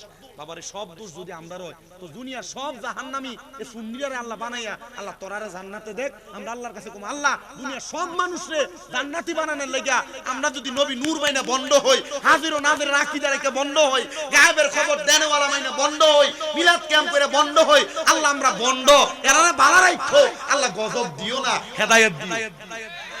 কথা কন না কেন? কথা কন না কেন? আমি ভাবতাম না, কইতাম এরা বাতিল, এরা ফেরকা, এরা এইটা, এরা ওইটা। আমি দোয়া করছি আল্লাহ এর হেদায়েত দিতে। কারণ কি? কারণ হেদায়েত সবার কপালে থাকে না। হেদায়েত যদি থাকতো, মুনাফিক বেঈমান হইয়া মরতো। কথা কি বুঝতেছেন আপনারা? ওয়াজ যেগুলা করতেছি, বোঝার ওয়াজ, মানার ওয়াজ। আপনি মানলেও মানবেন, না মানলেও মানবেন। আর আপনি মানলো এটা ওয়াজ, না মানলো এটা ওয়াজ, মানবেন কিনা সিদ্ধান্ত আপনার। তবে এর দুর্বিশ্বাস রাখেন, আপনার কাছে যে বাণীগুলা পৌঁছাইতেছি, এই বাণী যদি শোনার পর আপনি আমল না করেন, আপনার কানকে গরম লোহার সীসাকে, সরি, লোহার গরম পাত্রে কাচকে সীসাকে ঢালাই কইরা আপনার কানকে বন্ধ করে দাও। আপনি মানবেন কি, এটা আপনার বিষয়। আল্লাহ বোঝার তৌফিক দান করুন, পড়েন আমিন। মুহাব্বতের আওয়াজে পড়েন আমিন। তো কোন কথাটা বলতেছিলাম, 4 প্রকার পুরুষ মানুষ দোজখে যাবে, এর মধ্যে 2 প্রকার পাইলাম। 3 নাম্বার আসেন, এবার কোন বাপ যদি তার মাইয়ারে পর্দা না করায়, আপনার মেয়েটারে আপনি চুল ছাড়া অবস্থায় স্কুল ড্রেস পরাইয়া স্কুলে ছেড়ে দিলেন, পর্দা করে নাই। আপনার মেয়েটাকে আপনি এমনি ছেড়ে দিলেন, এলাকার মধ্যে কত সুন্দর সাংস্কৃতিক অনুষ্ঠানের নামে নাচানাচি চলে, আপনার মেয়ে স্কুলের মধ্যে দেয়া নাচে, আপনার মেয়েরা আপনি পর্দা করেন নাই। মাইয়া কত সুন্দর করে স্বাস্থ্য ভাইয়ের লগে কথা কয়, মামতো ভাইয়ের লগে কথা কয়, জায়েজ? জোরে বলেন, এটা কি জায়েজ না না জায়েজ? 100% হারাম, এটা তার জন্য গায়রে মাহরাম। একটা মহিলা কখনো 14 জন পুরুষ ছাড়া অন্য কোন পুরুষের সামনে যাইতে পারবে না। এবার 3 নাম্বার হলো, একটা বাবা যদি তার মেয়েরে পর্দা না করায়, তাহলে ওই বাবা ওই মেয়ের কারণে দুজকে যাবে। 4 নাম্বার, বিয়া যারা করছেন এবার আপনারা শুনেন। 4 নাম্বার, কোন পুরুষ যদি তার স্ত্রীকে পর্দা না করায়, পুরুষ যদি তার স্ত্রীকে পর্দা না করায়, তাহলে ওই পুরুষ ওই স্বামী তার স্ত্রীর জন্য দোজখে যাবে। আপনি আপনার বউরে পর্দা করাবেন কিনা এটা আপনার বিষয়। আরে পর্দা করাবে দূরের কথা, জামাই নিজে আদেশ করে, হ্যাঁ হ্যাঁ আপনি আমার এত সুন্দর স্ত্রী, আপনি আপনার দেবরকে ছোট ভাই মনে করে বাতি একটু বাইরে দেন। কি মনে করে ভাত বাইরে দিবে? কথা বলেন না। এবার আল্লাহর নবীর হাদিস বলে কি 2টা জিনিস। 1 নাম্বার, আমার নবী বলেন, এ দুনিয়ার মানুষের দলেরা, তোমরা তোমাদের স্ত্রীদের ব্যাপারে সতর্ক হও। একটা স্ত্রীর জন্য তার দেবর হলো কাল সাপের মতো, কাল সাপের মতো। আর একটা হাদিসে মুবারাকার মধ্যে নবী আমার বলে, একটা স্ত্রীর জন্য তার দেবর হলো মৃত্যু সমতুল্য। যদি কোনো মহিলা তার দেবরের সামনে যায়, সাবধান ভাই মনে করে আপনি দেবরের সামনে যাচ্ছেন গো আমার মায়েরা, মনে রাখেন গো মা, তাহলে আপনি এটার কারণে দুজকে যাবেন। দ্বিতীয়ত মৃত্যু সমতুল্য, জাহান্নামী হওয়ার জন্য আর কিছু লাগবে না, এটাই যথেষ্ট। আর কত সুন্দর করে মহিলা তার দেবরের হুন্ডার পিছনে কইরেও ঘুরে। আপনি ঠিক কইলো ঠিক, না কইলো ঠিক।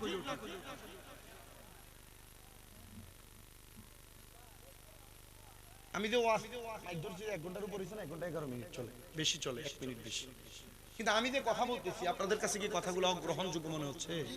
এই কথাগুলো যদি মানা হয়, মানলে পরিবার ঠিক হবে মনে হচ্ছে? আরেকটা ঘটনা শোনাবো। যারা অনেক মহিলারা চিন্তা করে, হুজুর আমি তো মনে মোটামুটি পরিবার সুন্দর চালাই, কিন্তু আমার জামাইটা 2টা বিয়ে করে লেছে হুজুর, আমি আমার সংসারটা চালাইতে খুব একটা কষ্ট হয়ে যায় হুজুর, কেমনে চালাইতাম, বড় কষ্ট লাগে মনে আছে না? বর্তমান যুগের মহিলারা দ্বিতীয় বিয়ে জীবনও মানে না। কথা কয় না, কথা কয় না।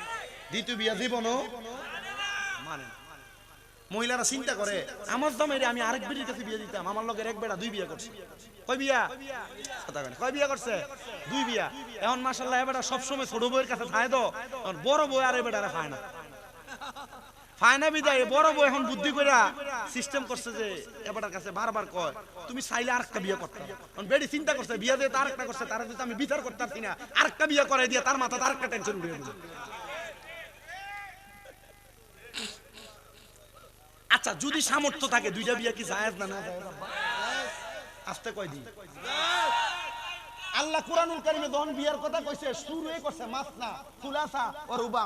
প্রথম 2টা বিয়া, এরপর 3টা বিয়া, এরপর 60টা বিয়ার কথা কইছে। মারহাবা কয় না, কিন্তু পরে দিয়ে কিন্তু কইছে যদি ইনসাফ না করতে পারো একটাই ভালো। কথা কয় না, যদি ইনসাফ না করতে পারো একটাই ভালো। ফারুক ভাই জোরে কয় না, নিয়ত আছে আরেকটা জোরে কর না, যদি ইনসাফ না করতে পারো কয়টাই বালা, আরো জোরে কর না কয়টাই বালা। ইটা ওয়াজ, এটা এত মন চিন্তা করতেছে, কই জানি যাইতাছে ওয়াজটা আমরা মিলতাছেই না একবার হিসাবে। শামীম রাজার একরকম দেখি ইউটিউবে দেখি রাস্তা সব আছে আমার কাছে। আমি জিকির কোন গজল কোন এ পর্যন্ত একটা গজল কইছি, যখন কালকে না কইতে পারে যে গজলকে সময় কাটাই গেছে। ইটা না না যা কো লাস্টে দিয়ে জিকির করমু, মুনাজাত দিমু, আবার কইবেন জিকির ছুটি একবার। আল্লাহ কবুল করেন, জোরে কোন আমিন। আমার আগে আমার দোস্ত আইয়ুব রাজা কিন্তু আমার ক্লাসমেট, আমার সাথে কুমিল্লা আলিয়ায় কামেল 2য় বর্ষে ফেকাতে এবারও পরীক্ষা দিবে। আমরা একসাথে এক হলের ভিতরে পরীক্ষা দিচ্ছি এবছর, এই গতবার। তো ইনশাআল্লাহ এবারও দিব। তো মোটামুটি আমি দেখছি অনেক নাতে রাসূল পড়ছে, এই জন্য আমি চিন্তা করছি যে না, আমি 1 ঘন্টা ওয়াজ করে লাই, এরপরে আমি মোটামুটি বিদায় নিলে জায়েজ হবে। আল্লাহ কবুল করো, কোনা আমিন, আর মুহাব্বতে কোনা আমিন। তো যেই কথা আমি আপনাদেরকে, দুইটা বিয়ে যারা করেন ইনসাফ করা লাগবে। এক বউরে যে টাকা দিয়ে কাপড় দিবেন, অন্য বউরে সেই টাকা দিয়ে কাপড় দিবেন। এক বউরে যেমন সময় দিবেন, অন্য বউরে সেই পরিমাণ সময় দিবেন। তবে সাবধান, সতর্ক, কখনো ইনসাফ ছাড়া দ্বিতীয় বিবাহের জন্য সিদ্ধান্ত গ্রহণ করবেন না। ইনসাফ যদি করতে পারেন, দ্বিতীয় বিবাহের সিদ্ধান্ত গ্রহণ করবেন। এবার আসেন, যেই মহিলারা তাদের দেবরের প্রতি কথাবার্তা, দেবরের প্রতি সম্পৃক্ততা, দেবরের সাথে কথাবার্তা এবং দেবরের সামনে যায়, এই ব্যাপারে সতর্কতা আছে না নাই? কথা কোন আছে না নাই? এই ব্যাপারে বড় সতর্ক, সতর্ক, সতর্ক। এবার আসেন, ওই পরিবারের মধ্যে ওই পুরুষ মানুষটা বড় ভাগ্যবান। বলে হুজুর, কোন পুরুষটা বড় ভাগ্যবান? যে পুরুষটা তার স্ত্রীকে ইসলামী শরিয়া মোতাবেক পরিচালনা করতে পারলো না। এবারটা শখ হইলো, এবারটার বউরে ফাটলা একটা শাড়ি কাপড় পরাইবো, আর পরে রাস্তার সামনে দিয়া, সবার সামনে দিয়া নিয়ে হাঁটবো। জি না, এটা স্ত্রীর উপর আপনার হক না। আপনি যদি পবিত্র এবং ভালো স্বামী হন, আপনি আপনার স্ত্রীর হকটা পরিপূর্ণভাবে আদায় করবেন। এবার আপনারা বলেন, আদায় করার দরকার আছে না নাই? তো আল্লাহ পাকের একজন বন্ধু আল্লামা শেখ সাদী রহমাতুল্লাহ আলাইহি, নাম শুনছেন? বড় আলেম। ভাইজান একটু কষ্ট করে বসেন, এটা গুরান লাগতো না। আল্লামা শেখ সাদী রহমাতুল্লাহ আলাইহি উনি ওনার একটা ছাত্রকে পড়াইতেন। আল্লামা শেখ সাদীর কাজই ছিল সারাদিন এলেম অর্জন করা, এলেম হাসিল করা আর এলেম বিতরণ করা। আপনারা কি কষ্ট নিবেন একটু বসে থাকলে? উনি যখন এলেম অর্জন করাইতেন, ওনার একজন খাস ছাত্র ছিল। সব উস্তাদদের 2-1 খাস ছাত্র থাকে। তো ওনার একজন খাস ছাত্র ওনার কাছে একদিন দুপুর বেলা আসছে, তাড়াতাড়ি, হুজুর এই পড়াটা বুঝি না, আপনি আমার এই পড়াটা বুঝিয়ে দেন। মারহাবা পড়া। আল্লামা শেখ সাদীর কাছে ওনার ছাত্র আগমন করলেন। ছাত্র আগমন করে ডাক দিয়ে বললেন, হুজুর আমি পড়াটার ব্যাপারে এখনো পর্যন্ত ভালোভাবে অবগত না, আপনি আমার পড়াটা ভালো করে বোঝায়া দেন। ওনারে ছাত্রটা পড়ার জন্য যখন প্রশ্ন করলেন, ছাত্রটাকে সুন্দর করে পড়াচ্ছেন, এমন টাইমে চারদিকে আযান হয়ে যায়। ছাত্রটা বাড়িতে যাবেন, খাবার দাবার ভক্ষণ করবেন। এমন টাইমে আল্লামা শেখ সাদী ওনার ছাত্রকে ডাক দিয়ে বললেন, এ বাবা, যেহেতু দুপুর হয়ে গেছে, তোমার আর সামান্য পড়া এখনো বাকি আছে, আমি তোমাকে আবদার করবো রে বাবা, তুমি আমার ঘরে দুপুর বেলার আহারটা করো। ছাত্র বললেন, হুজুর আপনার মর্জি, আপনি যেহেতু বলেছেন, আমি আপনার মর্জিকে পরিত্যাগ করব না। আল্লামা শেখ সাদী রহমাতুল্লাহ আলাইহি যখন এই কথাটা বললেন ছাত্রকে, বলার পর আল্লামা শেখ সাদী ঘরের পেছনে গেছেন। স্ত্রী কি রান্না করছেন উনি দেখবেন। আল্লামা শেখ সাদী ঘরের পেছনে দেখেন স্ত্রী কিছুই রান্না করে নাই, কারণ ওনার পাতিলের ভিতরে চাউল পানি দেওয়া ভিজে রাখছে। ওনার আরেকটা পাতিলের ভিতরে তরকারি কাইটা উনি ধোয়ার জন্য রাইখা দিয়েছেন। আল্লামা শেখ সাদী জিজ্ঞাসা করতেছেন একটু রাগান্বিত সুরে, আমরা মাঝে মাঝে ভাত রাঁধতে দেরি হইলে সেটা দেনে বেরিয়ে লাগে এই কেন? দেখেন আল্লামা শেখ সাদী একটু চেতার সুরে, রাগের সুরে বললেন, এত দেরি হয়ে গেল এখনো রান্না করেন নাই? আল্লামা শেখ সাদী এই কথা বলার সাথে সাথে ওনার স্ত্রী একটু রাগান্বিত হইয়া, এখন আমরা ওই কি এর ফাতিলে না রাঁধে, এখন সিলভারের ফাতিল, আর আগে রান্না করতো মাইটে ফাতিলের মধ্যে। আল্লামা শেখ সাদীর স্ত্রী ওনার হাতের মধ্যে মাটির পাতিলটা তুইলা, ওই মাটির পাতিলটা আল্লামা শেখ সাদীর মাথার মধ্যে রাগ কইরা বাড়ি মারছে। আপনার মনে হচ্ছে হুজুরও মনে হয় বউর কাছে কিছু না, না না আসলে কিছু না, ঘরের ভিতরে হুজুরও কিন্তু বউয়ের সঙ্গে অনেক কিছু হয়। আল্লামা শেখ সাদীর মাথার মধ্যে এমন ভাবে আঘাত করছেন, আপনি আর আমি কইলে সাথে সাথে স্ত্রীর নাক আর মুখ বেড়ে খিস্তাম, ঘুষি মারতাম, আঘাত করতাম। আল্লামা শেখ সাদীর মাথার মধ্যে যখন আঘাত করলেন, উনি একটু স্তব্ধ হয়ে গেলেন, উনি একটু নীরব হয়ে গেলেন। নীরব হয়ে আল্লামা শেখ সাদী উনি ওনার স্ত্রীকে জবাব দিলেন, ঠিক আছে, তুমি যেহেতু আমারে আঘাত করলাম, আল্লামা শেখ সাদীর এই ঘটনাটা বড় সুন্দর করে লিপিবদ্ধ, আমি বড় অবাক হয়ে গেলাম। ওনার মাথার মধ্যে যখন ডেক দিয়া অথবা মাটির পাতিল দিয়ে আঘাত করেছে, মাটির পাতিল ভাঙ্গা দিয়ে কাঁচাটা আল্লামা শেখ সাদীর গলার মধ্যে আটকে রয়েছে। আল্লামা শেখ সাদীর সাথে সাথে ডাক দিয়া বললেন, স্ত্রী গো, আমি এখন বাহিরে যাব, আর এলাকার মানুষের কাছে ঘুরে ঘুরে বলবো, দেখো এলাকার মানুষ, আমার স্ত্রী আমারে কত ভালোবাসে, ভালোবাসা এই পাতিলের কাঁচা দিয়ে আমার মালা পরাইয়া দিছে। আল্লামা শেখ সাদী বলেন, আমি এই কথা বলার সাথে সাথে আমার স্ত্রী আমার পায়ের মধ্যে এসে জড়াইয়া ধরছে। কি লেগে ধরছে আপনি জানেন?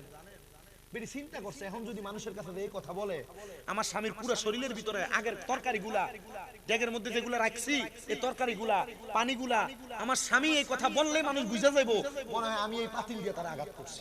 আর মানুষ আমার স্বামীরে খারাপ বলবে না, বলবে কারে?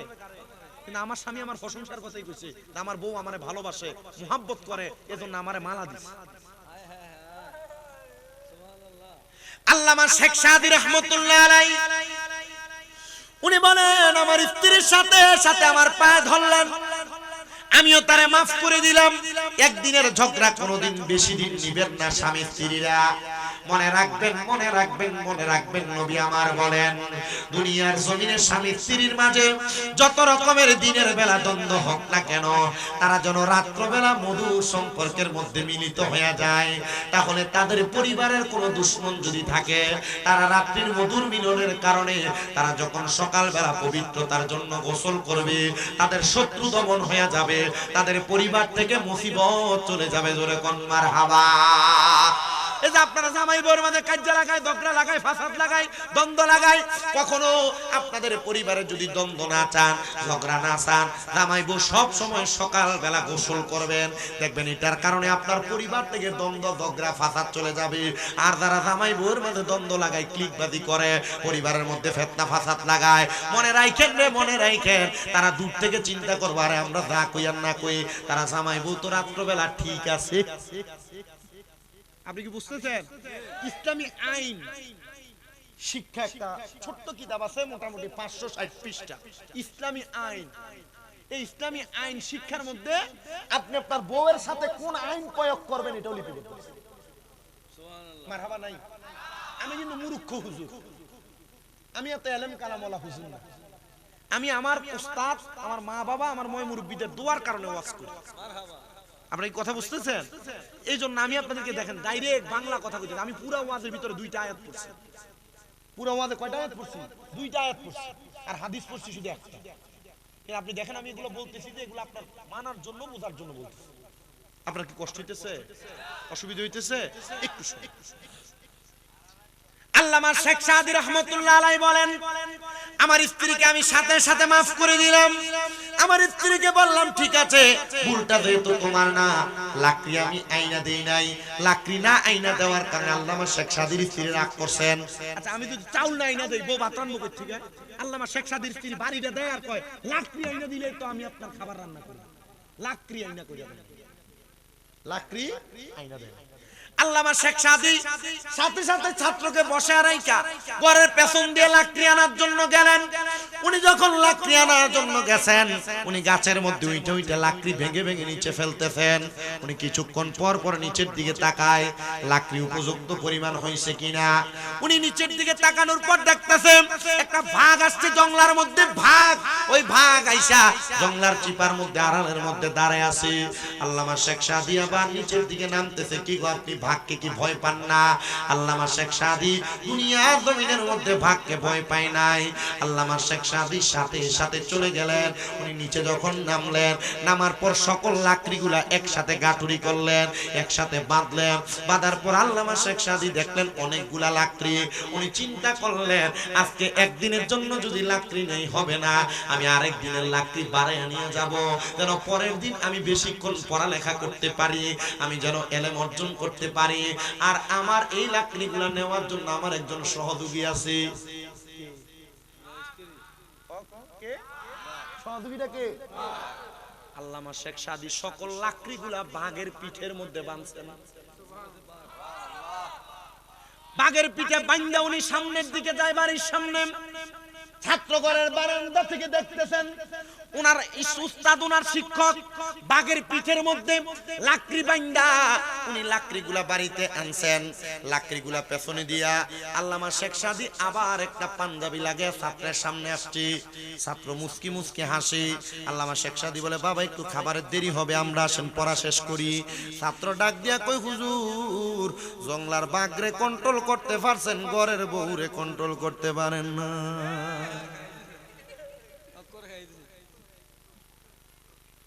উস্তাদ বুঝতে পারলেন ঘরের পেছনে কিছুক্ষণ আগে যা হইছে ছাত্র তার সব টের পাইছে। আর এই জন্য আমাকে বলছে আমি ভাগকে কন্ট্রোল করতে পারছি, আমি ঘরের বউ কন্ট্রোল করতে পারি নাই। ছাত্র বলে, হুজুর আপনি এত বড় একজন জবরদস্ত আলেম, আপনার মতো আলেমকে সবাই স্বামী বানাইতে চায়। হুজুর আপনি চাইলে তো আরেকটা বিবাহ করতে পারেন। হুজুর আপনি চাইলে তো আরেকটা বিবাহ করে আপনি একটা ভালো বউ আনতে পারেন। আল্লামা শেখ সাদী কি উত্তর দেয়? উনি বলতেছেন, দুইটা শয়তান দায়িত্ব পালন করতে পারি না, তুমি আমাকে চারটা শয়তানের দায়িত্ব গ্রহণ করার কথা বলো। হে আল্লামা শেখ সাদী, আপনি এটা কেমন কথা বললেন? বিবাহ ভালো কাজ, আপনাকে ভালো কাজের কথা বললাম। আল্লামা শেখ সাদী রহমতুল্লাহ আলাইহি বলে, শোনো, একটা নারীকে ধোঁকা দেওয়ার জন্য, একটা নারীকে পথভ্রষ্ট করার জন্য আল্লাহ তাআলা তার সাথে দুইটা শয়তান নির্ধারণ করে রাখছে। এ মহিলারা, আপনারা যারা স্বামীর সাথে বদমেজাজি, স্বামীর কথা শুনেন না, স্বামী কোনো কথা বললে ধমক দিয়া উড়িয়ে দেন, মনে রাখবা গো মা,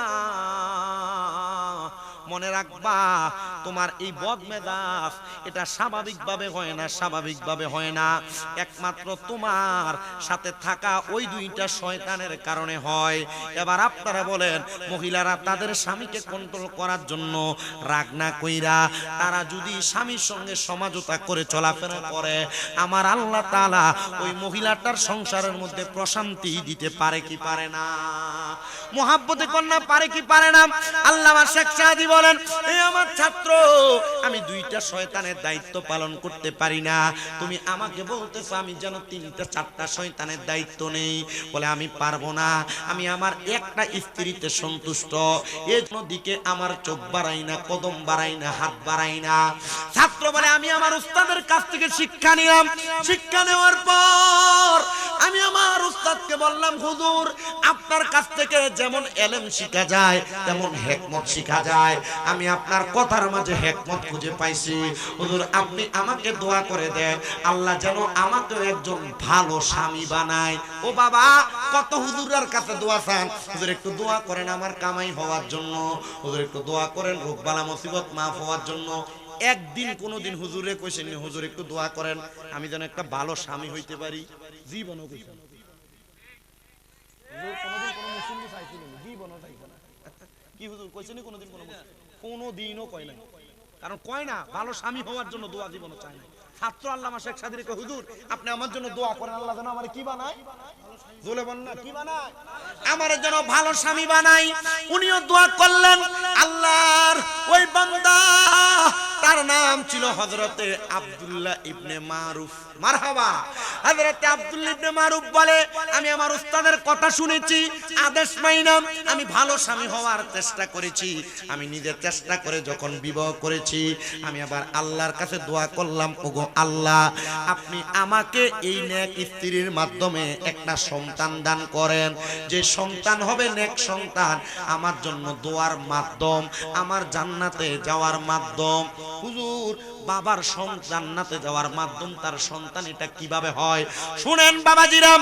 এলেম কালাম কমওয়ালা একটা মানুষ, যেহেতু আমি কথা বলতেছি, আব্দুল্লাহ ইবনে মারুফ বলতেছে, জগতের মানুষ, আমি যখন বিবাহ করলাম, বিবাহের পর আল্লাহর দরবারে দোয়া করলাম সন্তানের জন্য, কিন্তু আল্লাহ আমারে কোনো সন্তান দেয় কি দেয় না, সন্তান দেন। আমি আমার উস্তাদ হযরতে আল্লামা শেখ সাদীর কাছে গেছি, হুজুর আমার তো কোনো সন্তানই হয় না, আমি এখন আপনার ছাত্র, ছাত্র যত বড় হোক উস্তাদের কাছে কি ছাত্র, আমরা কথা কোন ছাত্র, আমরা এই আহলে সুন্নাত ওয়াল জামাতের সভাপতি হুজুর মাথা শিখেছিলেন না, হুজুরে যখন আমার কাছে বারবার মাওলানা সাহেব করে কথা কইছে, আমি নিজে একটু শরম পাইছি। শরম পাওয়ার কারণ কি? আপনার এলাকার মসজিদের ইমাম সাহেবকে রামনে না, ও অন্য জায়গায় ইমাম থাকে, ওনারা আমাদের উস্তাদের মতো। আপনি কি মনে করেন আমরা বড় বক্তা? আপনি মনে করেন আমি আমার বড় বক্তা মনে করি না। আমি এখনো কুমিল্লা শহরের রাস্তায় নরমাল টুপি পাঞ্জাবি পরে নরমালি হাঁটি। আর ওনারা যারা আমার থেকে একদিনের বড়, যারা আমার থেকে ক্লাসে এক বেশ জুনিয়র সিনিয়র, যারা আমি ওনাদেরকে ওস্তাদ মনে করি। কেন মনে করি জানেন? কারণ আমি জানি আমি যদি ছোট হইয়া তাদেরকে সম্মান করি, তাজিম করি, ইজ্জত করি, আল্লাহ তাআলা আমার ইজ্জত অটোমেটিক বাড়ায় দিবে। আমি এটা বিশ্বাস করি। আপনি বিশ্বাস করেন কিনা জানি না। আপনার ভিতরে অহংকার, তাকাব্বুরি অনেক কিছু থাকতে পারে। আমরা ওনাদের দোয়া এবং ওনাদের দোয়া নিয়ে আমরা চলতে চাই। কারণ উলামায়ে কেরাম যদি আমাদের জন্য দোয়া করে, ছোট্ট একটা তালেবুল ইলমও যদি আমাদের জন্য দোয়া করে, এই দোয়ার কারণে আল্লাহ তাআলা আমাদেরকে বড় বানাবে। আমিন। আমাদের কুমিল্লা আলিয়া মাদ্রাসার অধ্যক্ষ মহোদয় ইন্তেকাল করেছেন, হুজুরের উস্তাদ আব্দুল মতিন সাহেব হুজুর, আমার উস্তাদ। আপনার উস্তাদ আলী হোসেন হুজুর, আমি আলী হোসেন হুজুরের জানাজাও পাইছি আলহামদুলিল্লাহ। কিন্তু আব্দুল মতিন হুজুর যখন ইন্তেকাল করে, ইন্তেকালের অল্প কিছুদিন আগে, অসুস্থ হওয়ারও আগে, আমি ফর্ম ফিল আপ করতে গেছিলাম মাদ্রাসায়। হুজুর কেবলাদের বায়াত, আওলাদের রাসূলের মুরিদ।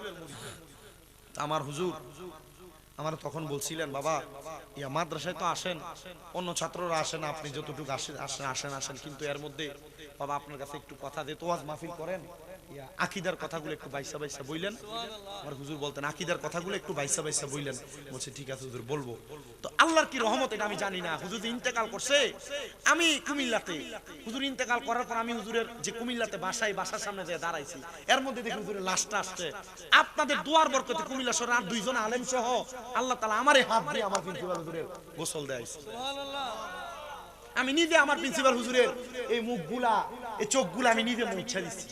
আমি নিজে আমার প্রিন্সিপাল হুজুরের বুকটার মধ্যে হাত বুলাইছি। আমি দেখছি এই এলেমওয়ালা মানুষ, দুনিয়াতে মানুষ মারা গেলে ঘাটটা শক্ত হয়ে যায় না, কিন্তু আমি দেখছি আমার প্রিন্সিপাল হুজুর যখন ইন্তেকাল করছে, ইন্তেকালের পর হুজুরের ঘাটটাকে যখন যেভাবে ইচ্ছে ভাবে নাড়াচাড়া করা যায়। সুবহানাল্লাহ। আমার এই ওস্তাদ আমার একদিন বইলা দিচ্ছে একটু ছোট হইয়া থাকেন, একটু কি হইয়া থাকেন, ছোট হইয়া থাকেন। হুজুরে আমার এই কথাটা বারবার এই কারণে বলতেন, কারণ আমি যখনই মাহফিল থেকে আসতাম মাঝে মাঝে দেখতাম হুজুরের রাত 2টা 1:30টার দিকে মাদ্রাসা থেকে যাইতো। তো যাওয়ার সময় আমি হুজুরে দেখলে গাড়ি থেকে নাইমা আমার ড্রাইভার সাহেবরে বলে দিতাম, দাও হুজুরে গাড়ি দিয়ে নিয়ে আসো। হুজুর তখন আমার বলছি না, আল্লাহ তোরে এর লাগি বক্তা বানাইছে, আল্লাহ তোরে এর লাগি সম্মানিত বানাইছে, আল্লাহ তোরে এর লাগি মাহফিলে নিয়ে নিয়ে বড় বড় জায়গায় বসায়। হুজুর আমার ওই দিন বলছিলেন। আমি হুজুরে কইছি, হুজুর আমি তো আপনার মনে হয় পুরো আলিয়া মাদ্রাসার যত ছাত্র হইছে এই পর্যন্ত সবচাইতে বাদ ছাত্রটা আমি।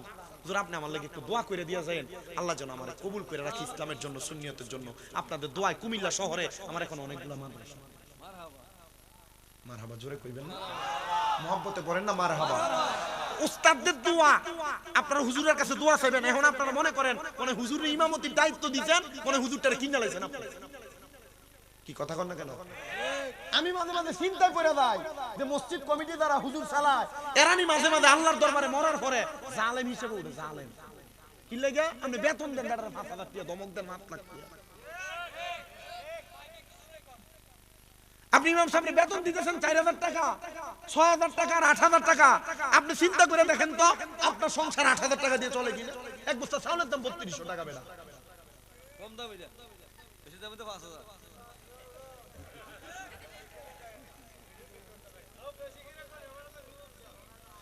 আল্লাহ আমরারে কবুল করুক, কোন আমিন।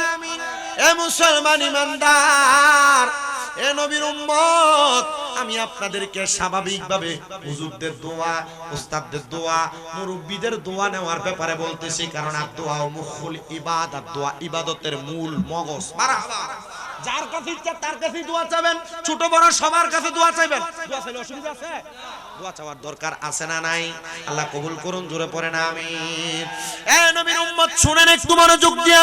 আল্লাহর বান্দা ডাক দিয়ে বলেন, আব্দুল্লাহ মারুফ হযরত শেখ সাদির কাছে ডাক দিয়ে বলেন, হুজুর আমার তো কোনো সন্তান হয় না, বিবাহ করছি 11 বছর, হুজুর আপনি একটু দোয়া করে দেন, আল্লাহ যেন আমার একটা নেক সন্তান দান করে দেয়।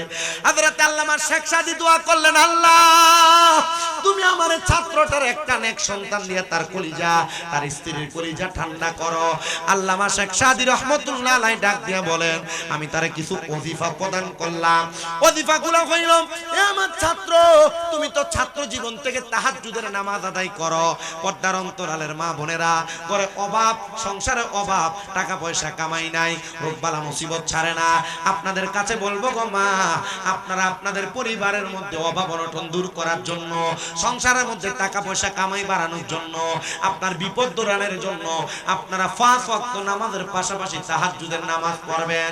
কারণ কি, এই আয়াতে কারিমা নাযিল হয়েছে আল্লাহর পক্ষ থেকে, ওয়া মিনাল লাইলি ফাতাহাজ্জাত বিহি নাফিলাতাল লাকা আসা আইয়াবাসাকা রাব্বুকা মাকামাম মাহমুদা। আল্লাহ বলেছে নবী আপনি রাতের কিছু অংশ তাহাজ্জুদের নামাজ আদায় করেন। কেন কেন কেন? কারণ অতি সত্বর আপনাকে মাকামে মাহমুদ প্রশংসার জায়গা দান করা হবে। আল্লাহর নবীর উপর যখন এই আয়াত নাযিল হয়, নবী আমার কান দিয়ে ডাক দিয়ে কয়, আল্লাহ আমি যদি তাহাজ্জুদ করি আপনি আমারে মাকামে মাহমুদ দিবেন, তো আমার উম্মত যদি তাহাজ্জুদের নামাজ আদায় করে আপনি আমার উম্মতের কি দান করবেন? তখন আমার আল্লাহ তাআলা হাদিসে কুদসির মাধ্যমে জানায়া দেয়, নবী গো আপনার উম্মত যদি তাহাজ্জুদের নামাজ আদায় করে আপনার উম্মত যা চাইবে আমি আল্লাহ তা দান করে দিব। কোন সুবহানাল্লাহ। এই জন্য যারা বিদেশ যাইতে পারেন না, যাদের ঘরে অভাব, যাদের টেনশন, যাদের মুসিবত, যাদের বড় কঠিন রোগে আক্রান্ত, আপনাদের কাছে আমার আবদার, আপনারা বেশি বেশি করে তাহাজ্জুদের নামাজ আদায় করবেন।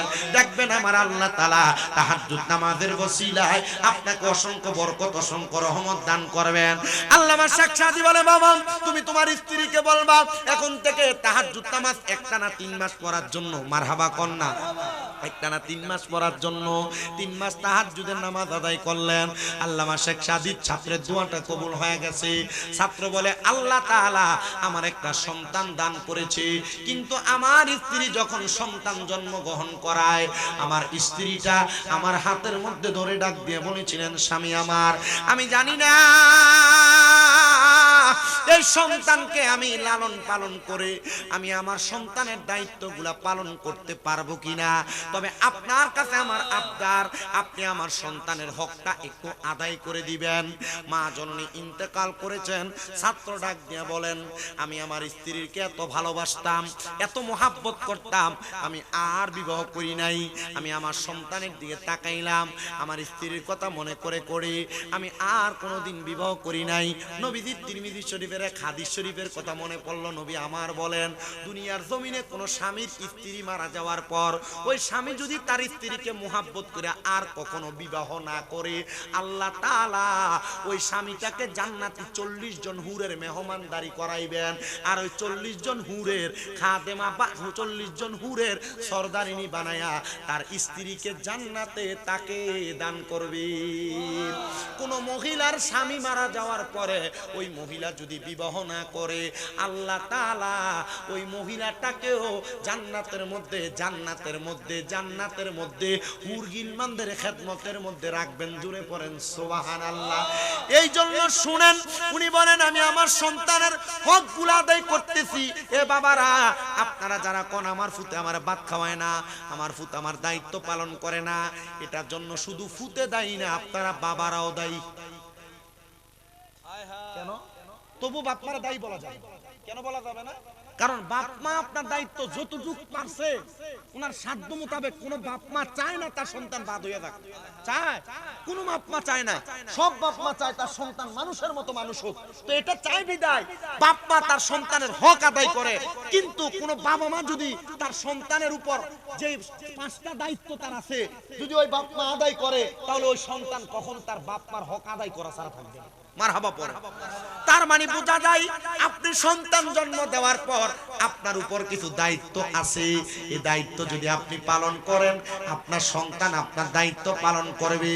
আল্লাহর হাবিব মুহাম্মদুর রাসূলুল্লাহ সাল্লাল্লাহু আলাইহি ওয়াসাল্লাম মুসনাদে আহমদের আরেকটা হাদিসের মাধ্যমে জানায়া দেয়, একটা মা বাপ যখন সন্তান জন্ম দেয় তাহলে মা বাবার 1 নাম্বার দায়িত্ব ওই মা বাপ যেন সন্তানের কানের মধ্যে আযান দিয়া দেয়। 1 নাম্বার দায়িত্ব। 2 নাম্বার, কোন মা বাবার সন্তান জন্মগ্রহণ করার পর ওই মা বাপ যেন ওই সন্তানটাকে 7 দিনের মাথায় একটা ভালো নাম রেখে দেয়। কয়দিন? 7 দিনের মাথায় একটা ভালো নাম রেখে দেয়। 3 নাম্বার, কোন মা বাবা সন্তান জন্ম দেওয়ার পর ওই মা বাবা যেন 7 দিনের মাথায় সন্তানের মাথার চুলটা কামায়া দেয়, মুন্ডে দেয়। ডাক্তার কইছে হুজুর 40 দিনের আগে চুল কাটন যেত না। জি না, 3টা শর্ত। কয়টা পাইলেন? 3টা। 1 নাম্বার নাম রাখা, আযান দেওয়া। 2 নাম্বার নাম রাখা। 3 নাম্বার চুল কামায়া দাও। 4 নাম্বার, ওই মা বাবা যদি স্বাবলম্বী হয়, কি হয়? স্বাবলম্বী হয়, ওই সন্তান ছেলে হলে 2টা বকরি, মেয়ে হলে 1টা বকরি ছাগল আকিকা প্রদান করা। আকিকা কেন দিবেন? রাহমাতুল লিল আলামিন নবীর হাদিসে মুবারাকা। এবং আমাদেরকে যখন শরহে বেকায়া মাসালা যখন পড়াইতেছেন, আমাদের কুমিল্লা আলিয়া মাদ্রাসা ডক্টর সাইদুর রহমান হুজুর বলছিলেন যে আকিকা প্রদান করবে মা বাবা সন্তানের জন্য এই কারণে, যদি কোনো মা বাবা সন্তান জন্মগ্রহণ করার পর আকিকা আদায় করে, তাহলে ওই সন্তানের যদি কোনো রোগ বালা মুসিবত হয়, এই আকিকার দম দেওয়ার কারণে আল্লাহ তাআলা সন্তানকে রোগ মুক্তি দান করে। আকিকা কি আমরা আমাদের জন্য দিব না সন্তানের লাভের জন্য দিব? আপনি যে ডাক্তারের কাছে গেলে 1000 টাকা বিল, ভিজিট লাগে না?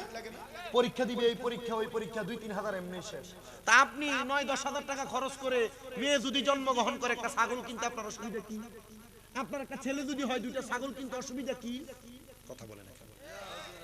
এই আকিকা দেওয়ার পর, দম দেওয়ার পরে গোশত গরিব দুঃখীরে দিয়ে দিবেন। হুজুর আমরা তো খাইতে চাই, হ্যাঁ খাওয়াইবেন, রান্না করেন, নিজে এক বেলা এদের সাথে খান, এলাকার গরিব দুঃখীরে দাওয়াত দিয়ে খাওয়ান। কারণ গরিব দুঃখীরে গোশত দিলেন, মশলার দাম তো আরো বেশি, তাহলে খাওয়াই দেন। হুজুর মা বাপ খাইতে পারবে? হ্যাঁ পারবে। আকিকার গোশত মা বাপ রাখেন না, কি করবেন না? রাখেন না, এটা বিলাইয়েন গরিব দুঃখী, এটা হক গরিব দুঃখী। আল্লাহ কবুল করুন, আমিন করেন। আমিন জোরে কয় না, এটা কিপটে আরো জোরে করে আমিন। আমি শেষ করতেছি, অল্প সময় আছে। তুমি এটা তো আবেগে কইছো। 1 ঘন্টা 40 মিনিট হয়ে গেছে, আমি তো হুজুর বইয়ের রইছি কি ওয়াজ করতে, আমি চিন্তা করি আমার বিরক্ত হয়ে থাকা। আপনারা বসেন একটু মনোযোগের সাথে, আল্লাহ কবুল করেন, পড়েন আমিন। গজলের ওয়াজের ভিতরে চলে আসছে, একটু মুহাব্বতে আমার সাথে পড়বেন আপনারা ইনশাআল্লাহ। তো আপনারা আপনাদের সন্তানের দায়িত্ব পালন করবেন। সন্তানের দায়িত্ব কি? আকিকা প্রদান করা। তাহলে 4টা দায়িত্ব পাইলাম: আযান দেওয়া, নাম রাখা, মাতা কামানো, আকিকা দেওয়া। আর 5 নাম্বার দায়িত্ব হলো মা বাবা তাদের সন্তানদেরকে কোরআনুল কারীমের শিক্ষা গ্রহণ করানো। এবার আসেন এখানে আপনারা ধরা খাবেন কেন? আপনারা আপনাদের সন্তানদেরকে কিন্ডার গার্ডেনে পড়ান না? অনেকে এই বলা কোরআন শরীফ পড়তে পারে না। বর্তমান সমাজে বেশিরভাগ যুবক পোলাপান্ডি যদি বলে কোরআন তেলাওয়াত করতে পারেন, এ ব্যাপারে বড় দুর্বল। 7টার দিকে চলে যায় কিন্ডার গার্ডেনে, কিন্তু এই পোলা ইংরেজি আর অঙ্ক পড়ে 3000 টাকা দিয়ে পাস করে। কিন্তু হুজুরের মুক্তবের 50টি হবে বেতনের লেগে 3 বার তারা ঘরের সামনে দাও না। কি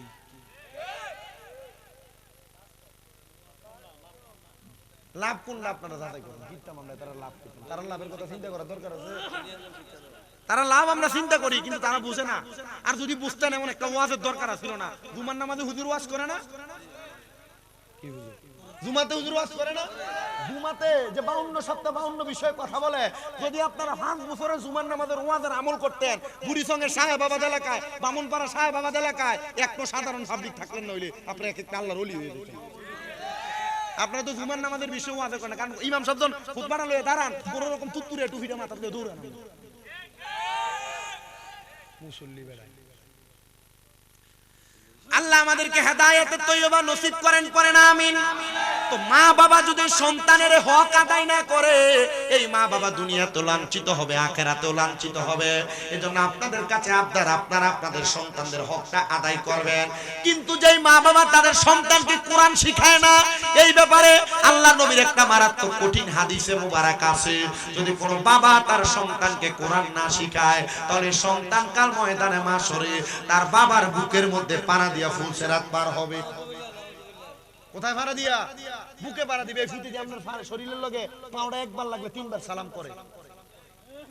কিন্তু আপনার শরীরের বুকের মধ্যে পাড়া দিয়ে যদি সন্তান ফুলসেরাত পার হয়, আপনার কষ্ট লাগবে না? এজন্য আপনাদের কাছে আবদার, করজোরে আবদার, আপনারা আপনাদের সন্তানদেরকে কোরআনুল কারীম শিক্ষা গ্রহণ করাবেন। আপনারা জানেন আমার যে মাদ্রাসাগুলো আছে, হুজুর যে মাদ্রাসায় গেছেন, আমার মাদ্রাসার কিশোরগঞ্জের এক ছাত্র আছে, তার বাবা ট্রাক চালায়। আমার ওয়াজ শুনছে, হুজুর ট্রাক চালাইতে চালাইতে তারপর ওয়াজ শুনছি, হুজুর শুনছি কোন সন্তান তার মা বাবার জানাজা পড়াইলে সালাম ফিরানোর আগে আল্লাহ তার মা বাবার জীবনের গুনাহ মাফ করে দেয়। আপনি ওয়াজ করছেন, হুজুর আমার ফুতে স্কুলে পড়তে, আপনার কাছে দিয়া গেলাম, আমার সন্তানটারে আপনি মাদ্রাসায় পড়ায়া আলেম বানায় দেন। হুজুর আলেম হয় কিনা জানি না, এমন উপযোগী বানায় দেন আমার ফুতে যেন আমার জানাজাটা পড়াইতে। বেটা ট্রাক চালায়, কি চালায়? ট্রাক চালায়। আমার মাদ্রাসায় এমন ছাত্র আছে, ওনার বয়স 6 বছর, 6.5 বছর, এর নানা আইসা আমার কাছে দিয়া গেছে। 7.5 বছর নানা দিয়ে গেছে, হুজুর আমার নাতিটার আপনি এমন উপযোগী বানিয়ে দিয়েন, আমার এই ছাত্রটা যেন এই আমার এই নাতিটা যেন আমার জানাজাটা পড়াইতে। বেটা মাদ্রাসায় দেওয়ার পরে 1.5 বছরের মাথায় বেটা ইন্তেকাল করছে, 1.5 বছরের মাথায় ইন্তেকাল করছে। ইন্তেকাল করার পর এলাকার মানুষ বলছে যে ফলা কি জানাজা পড়াই, আমি বলছি উপযুক্ত, জানাজা পড়ানোর মতো যোগ্যতা তার জন্য হয়েছে, কিন্তু বয়সটা পরিপক্ক হয়নি, বয়সটা পরিপক্ক হয়নি। আপনার পড়ান, তারে দিয়ে পড়ান। তার আব্বাকে হুজুর থাক না, এলাকার মানুষ যেহেতু মানা করে, আমি তো পড়ান না, হয়ে যাবে ইনশাআল্লাহ। আমি আমার এক ওস্তাদ রেডি গেছি, হুজুর পড়াইতে পারবো নি, ফোলা কোরআনুল কারীম সহি পড়তে পারে, আমি বলি পারে। ফোলা জানাজার নামাজের সব মাসলা মাসাইলের ব্যাপারে আমি হুজুর জানে, হুজুর বলছেন ঠিক আছে পড়াইতে। ফোলার বাপে যখন আমার মানা করছে আমি পড়াইতে দেন, আমার ছাত্রের ব্যাপারে আমার আইডিয়া আছে, ফোলা পড়াই। ফোলা জানাজা পড়ানোর পর ফোলার বাপে কানতে কানতে আমার কাছে, হুজুর আমার ফুটে দিয়ে দূর ভাড়া, আমি তো জানি বেটা বিদেশে ছিল 9 বছর। কয় বছর? 9 বছর। মানে এই ফোলা যখন জন্ম হইব, এই জন্ম হওয়ার আগে মার গর্ভে থাকা অবস্থায় বেটা বিদেশ গেছে। হুজুর আমি বিদেশ থেকে আইছি, আমার শ্বশুরের খবর মারা যাওয়ার খবর শুই না, হুজুর আমার ফুটে দিয়ে দূর হয়েছে, এটা আমি বুঝি না।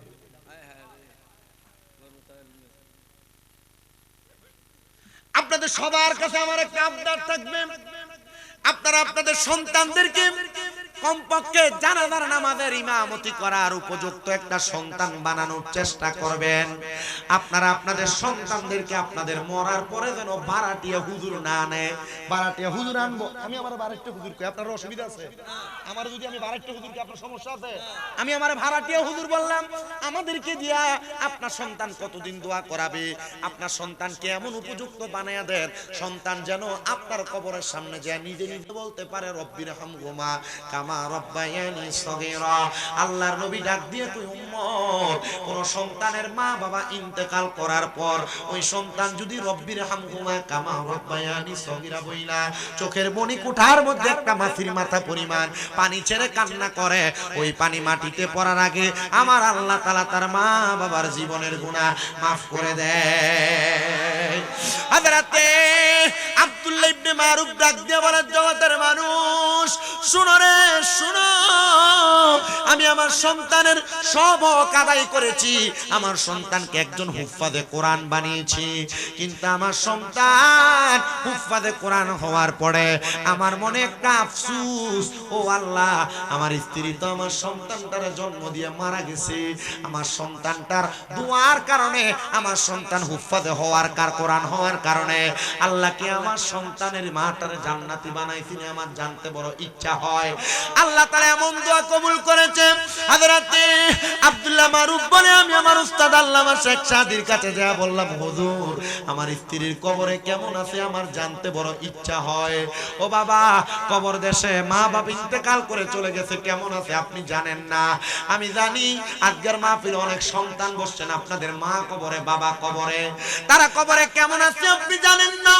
এ সন্তান, আপনি জানেন কিনা আমি জানি না, আল্লাহর নবীজি রহমতের নবীজি একটা সন্তানের ইবাদতের কারণে তার মা বাবার কবরে নাজাত দেয়, একটা সন্তানের পাপ কাজের কারণে তার মা বাবার কবরের মধ্যে আযাব দেয়। ও সন্তান, আপনাদের মা বাপ যদি কবরে থাকে একটু মনটা লাগে শোনার চেষ্টা করেন আমার ওয়াজের শেষের দিকে। আল্লামা শেখ সাদি কয়, বাবারে তোমার একটা সবক দিয়েছিলাম তোমার বিবাহের পরবর্তী সময় যখন তোমার সন্তান হয় না, বলে হুজুর তাহাজ্জুদের সবক দিয়েছিলেন, তোমার সন্তানকে বলো তাহাজ্জুদের নামাজ পড়া আল্লাহর দরবারে দোয়া করার জন্য, দেখবা তোমার সন্তান তার মার দেখা পাবে।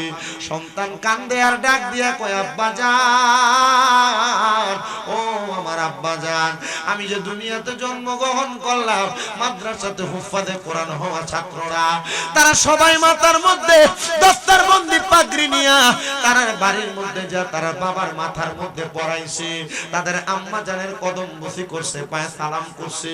ওগো আব্বা জান, আমার মা তো দুনিয়াতে নাই, আমার আম্মা জান কোথায়? বলে কবরের বাসিন্দা। আব্বা গো, আমার আল্লাহকে আমার আম্মা জানকে একবারও দেখাইবে না?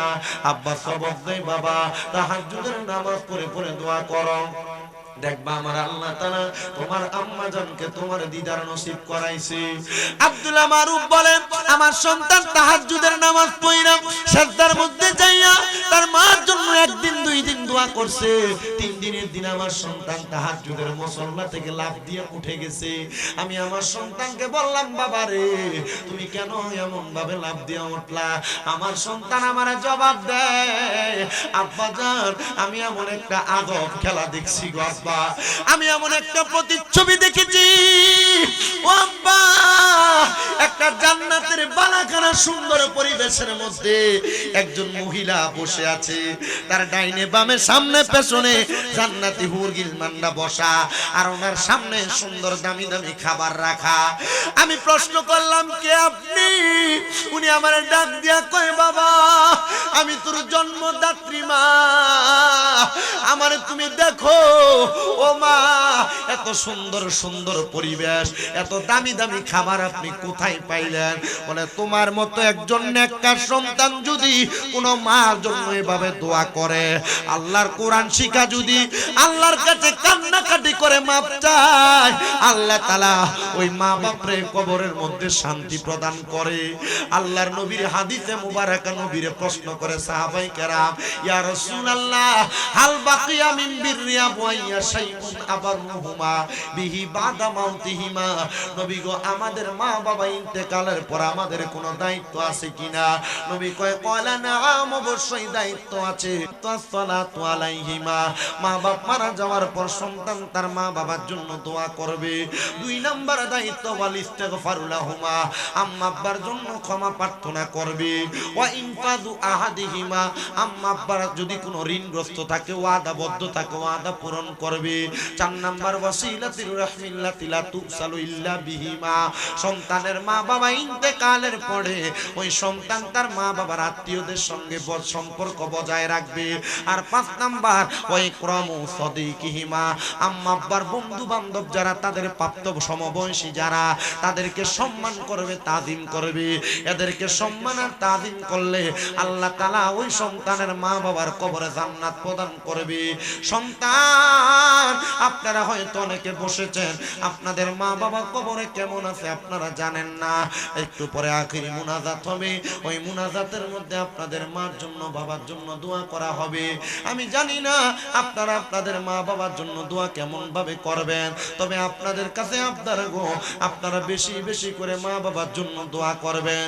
কিন্তু আজকের মাহফিলে হয়তো এমন অনেক সন্তানেরা বসেছেন, মাইকের আওয়াজ এমন অনেক সন্তানের কানে যায়, যারা তাদের মা বাপরে ভালোভাবে ভাত খাওয়ায় না, যারা তাদের মা বাপরে ঘরে জায়গা দেয় না, যারা বউয়ের কথা শুই না মা বাবার সঙ্গে অসৎ আচরণ করে। এ সন্তান, পারলে দাও তোমার পাওটা আমার সামনে দাও, আমি তোমার পাওটা জিহ্বা দিয়া পরিষ্কার করে দিতে রাজি আছি। তবুও ওয়াদা করবা, এখান থেকে বাড়িতে যাইয়া মা বাবার পাওটা দইরা দইরা মাপ। আমি কার পায়ে ধরে মাপ চাইবো? হুজুর, যাদের বাড়িতে মা আছে তারা বাড়িতে যাইয়া মার পায়ে ধরে মাপ চাইবো। আমার তো মা নাই, আমি কার পায়ে ধরে মাপ চাইবো?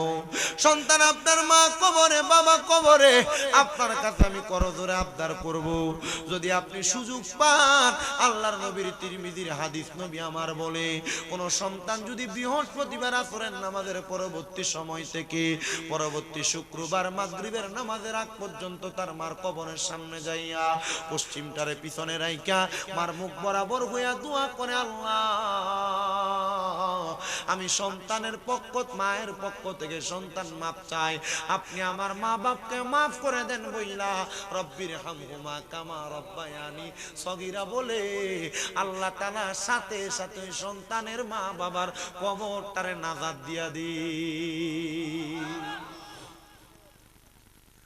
আমি আপনাদের কাছে করজোড়ে আবদার করব, মা বাবার কাছে ক্ষমা চাইবেন, পারলে প্রতিদিন মাপ চাইবেন ঘুমাইতে যাওয়ার আগে, পারলে প্রতিদিন মা বাবার কাছে ক্ষমা চাইবেন, সুন্দর ব্যবহার করবেন, মা বাবার জন্য টাকা পয়সা খরচ করতে বকিলামি করবেন না। আর একটা আবদার করিলে সন্তান, আপনাদের যাদের মা কবরে বাবা কবরে, আপনারা হয়তো আফসোস করেন, হুজুর আমাদের মা বাবা বড় কষ্ট করে আমাদেরকে মানুষ করেছে, কিন্তু হুজুর আমাদের মা বাপরে আমরা এখনো পর্যন্ত পর্যন্ত ভালো খানা খাওয়াইতে পারি না। এমন অনেক সন্তান আছে। গতকালকে আমি যখন ওই বুড়ির পাড়ের মাহফিলে গেছি, একটা ছেলে আইসা কান দেয়ার কই, হুজুর আমি আমার জীবনে ভালো ইনকাম করি, আমি আমার মা বাপরে খাওয়াইতে পারি না। হুজুর আমার আম্মা আপনার বড় ভক্ত ছিল, আমার আম্মার মোবাইলে আপনার অনেকগুলো ওয়াজ ছিল, কিন্তু ক্যান্সারে আক্রান্ত হয়ে আমার আম্মা জান ইন্তেকাল করেছে। হুজুর আমার ব্যাংকে টাকার অভাব নাই, কিন্তু আমি আমার মার একটা কাপড় কিনো পরাইতে পারি না, ভালো খাওয়াইতে পারি না। সন্তান চিন্তা করে দেখেন, আপনাদের যাদের মা কবরে বাবা কবরে, মা বাপ যদি বাইচা থাকতো, আপনি যদি মা বাপরে প্রতি মাসে 1000 টাকার ফল কিনে খাওয়াইতেন, হয়তো আপনার 12 মাসে 12,000 টাকা লাগতো। যদি মা বাপরে ভাত খাওয়াইতেন, আপনার প্রতি মাসে যদি 2000 টাকা করে মা বাবার জন্য লাগতো, তাহলে আপনি মা বাবার পেছনে প্রতি বছরে 24,000 টাকা খরচ করা লাগতো। আরে আপনার মা বাবা আপনারে জায়গা জমি দিয়া গেছে, সম্পদ দিয়া গেছে, যে বাড়িতে আপনি থাকেন এটা আপনার বাপ মার ওয়ারিসের সম্পত্তি আপনি পাইছেন। যদি আপনার মা বাবা আপনার এই সম্পদগুলা না দিয়া যাইতো, তাহলে আপনি ভাড়া থাকা লাগতো। যদি প্রতি মাসে 5,000 করে ভাড়া দিতেন, 12 মাসে 60,000 টাকা ভাড়া দেওয়া লাগতো। সন্তান এই মাহফিলে একটু পরে মুনাজাত হয়ে যাবে, আপনার মার জন্য আপনার বাবার জন্য দোয়া করা হবে। আমি বেশি কোনো সন্তান চাই না, আগামী বছরে মাহফিল হবে, আপনার মার জন্য বাবার জন্য দোয়া করা হবে। আমি মাত্র 5 জন সন্তান চাই, তারা আগামী বছর মাহফিলে 10,000 টাকা করে দান করবেন এই মাহফিলে। হুজুর আমার মা কবরে আমার বাবা কবরে, আমি মোহাব্বতে জিকির করেন আল্লাহ আল্লাহ। একটু কমান, একটু কমায় দেন, একটু কমায় দেন। আল্লাহ আল্লাহ আল্লাহ আল্লাহ আল্লাহ আল্লাহ দয়াল নবী বিনে গো আফন বলতে কে গো নাই জগতে মারওয়া। আল্লাহ আল্লাহ দয়াল নবী বিনে গো আফন বলতে কে গো নাই জগতে মারওয়া। আল্লাহ আল্লাহ বেবে দেখি সব বিদেশি, বেবে দেখি সব বিদেশি, মিশে মায়ার ববেতে আফন বলতে কে নাই জগতে মারহাবা।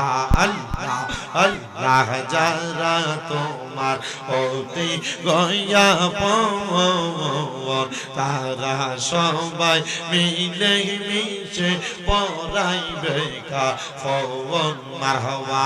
আল্লাহ জবানটা খুইলা আল্লাহর ডাকে শরম নাই। আল্লাহ মাটির নিচে করবে দাফন, মাটির নিচে করবে দাফন, ঘরে থাকতে দিবে না আফন বলতে কে নাই জগতে আমার দয়াল নবী বিনে গো আফন বলতে কে নাই জগতে মারহাবা। আল্লাহ আল্লাহ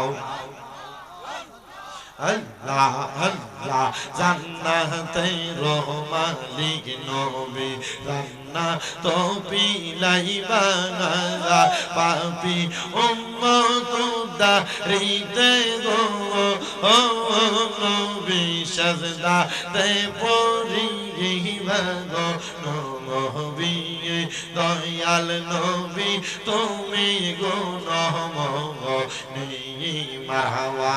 আল্লাহ আল্লাহ নিদান কালার বন্ধু গো নবী, নিদান কালার বন্ধু গো নবী, দাঁড়ান আমার সামনে আমি জন্মের মতো দেখা লইয়া ফোনাগা রে নবী, দাঁড়ান আমার সামনে আমি জন্মের মতো দেখা লইয়া ফোনাগা রে মারহাবা। আল্লাহ আল্লাহ মুর্শিদ বিনে খোদা তো পাবি না নগরবাসীরা, মুর্শিদ বিনে খোদা তো পাবি না মারহাবা। আল্লাহ আল্লাহ যদি হয় তোর মনের টান গর মুর্শিদ বাবা জানে আল্লাহ রাসূল পাইবা সর্বদাই মারহাবা মুর্শিদ পাইলে খোদা পাইবি সেই কথা কোরআনে পাইবি সেই কথাটা মসনবীর ঘোষণা নগরবাসীরা মুর্শিদ বিনে খোদা তো পাবি না মারহাবা লা ইলাহা ইল্লাল্লাহু মুহাম্মাদুর রাসূলুল্লাহ সাল্লাল্লাহু আলাইহি ওয়াসাল্লাম সুযোগ কি চলে গেছে মুস্তাফা ভাই কো আচ্ছা মাহফিল কমিটি আর কোনো কথা আছে না মুনাজাত আঙ্কেল মুনাজাত আপনারা দোয়া করবেন আমি আপনাদের কাছে লাস্ট একটা দোয়া চাচ্ছি আমার আম্মা 6 মাসের উপরে বিছানায় পড়ে খুব কষ্ট করে স্ট্যান্ডে ধরে ধরে হাঁটে আপনারা একটু আমার আম্মার জন্য দোয়া করবেন আল্লাহ যেন আমার আম্মাকে সুস্থতার নিয়ামত দেন আমিন আমিন দ্বিতীয়ত আমার কুমিল্লাতে যে মাদ্রাসাগুলো আছে বিশেষ করে কুমিল্লা নূরপুর চকবাজারে তাফিজুল কোরআন মাদ্রাসা পাশাপাশি মহিলা মাদ্রাসা কুমিল্লা সুজানাগরে আপনারা আমার এই মাদ্রাসাগুলোর জন্য দোয়া করবেন আপনি কই গেছেন আমরা দিছি আমি দিছি রাখছি 200 টাকা আমার আব্বা দান 200 টাকা দান করছে আমার জন্য দোয়া আছে আল্লাহ ওনার দানও কবুল করুক আম্মা বেঁচে আছে আল্লাহ ওনার আম্মাকে সুস্থতার নিয়ামত দান করুক না না না আচ্ছা আপনি মেহমান আমরা দোয়া করব কবুল মেহমান আপনারা আমার জন্য দোয়া করবেন তো ইনশাআল্লাহ আমিন আমার মাদ্রাসার ছাত্রদের জন্য দোয়া করবেন বিশেষ করে যদি মাদ্রাসার ছাত্র দেন কুমিল্লা নিয়ে যাবেন যদি কোন হুজুর আমরা ফুতে বাইকেটে গিয়ে চলে যাই আমার মাদ্রাসার জেলখানার মতো আবদ্ধ সিস্টেম আছে সিসি ক্যামেরা লাগানো খুব সুন্দরভাবে পড়ানোর ব্যবস্থা আছে 9-10 মাদ্রাসা ফলাই আইছে আমার মাদ্রাসাতে হাফেজ হইছে এমন ব্যবস্থা হইছে আল্লাহ কবুল করুক আল্লাহুম্মা আমিন আল্লাহুম্মা আমিন আলহামদুলিল্লাহি রাব্বিল আলামিন আসসালাতু ওয়াসসালামু আলা রাসূলিহিল কারীম রব্বানা যালামনা আনফুসানা ওয়া ইন লাম তাগফির লানা ওয়া তারহামনা লানাকুনান্না মিনাল খাসিরিন ইয়া ইলাহি রহম ফরমা মুস্তাফা কি ওয়াসতে খুলে দে দরওয়াজায়ে রহমত গাদা কি ওয়াসতে রহমাতুল লিল আলামিন খতমে রাসূল জানে জাহান আহমদ ও হামিদ মুহাম্মদ মুস্তাফা কি ওয়াসতে মাবুদ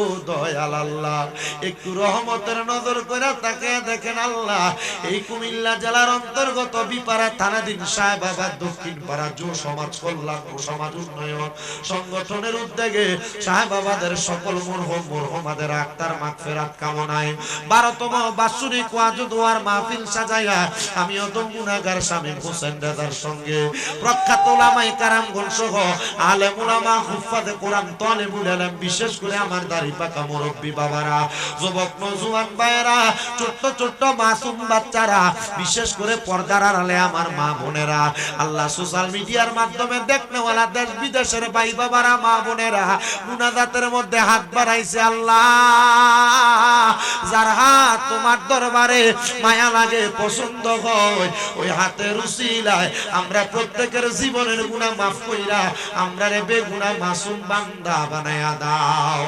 আল্লাহ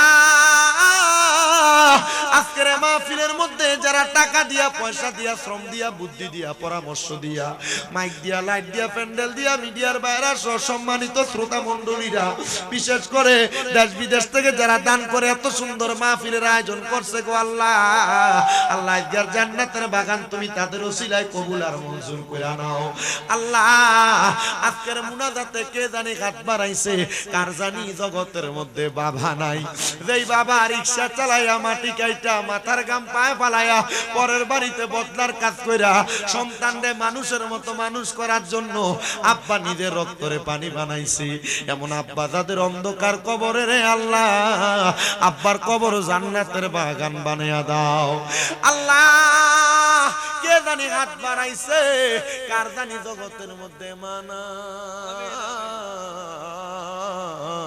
আল্লাহ তাদের মা দুঃখিনী কবরে তাদের মায়ের পক্ষ থেকে মাপ চায়। আল্লাহ তাদের মায়ের কবর জান্নাতের বাগান বানিয়ে দাও। এমন অনেক সন্তানেরা হাত বাড়াইছে, মাও নাই বাবাও নাই, জনমের এতিম মরিয়া গিয়াছেন আল্লাহ। আল্লাহ যারার মাও বাপ মাফ করিয়া দেন না গো আল্লাহ কবরের আযাব। আমায় আব্বা চইলা গেছে আল্লাহ যারার ফালাইয়া, তারারে রাইখা গো গেছে কান্দিবার লাগিয়া। আম্মা নাই রে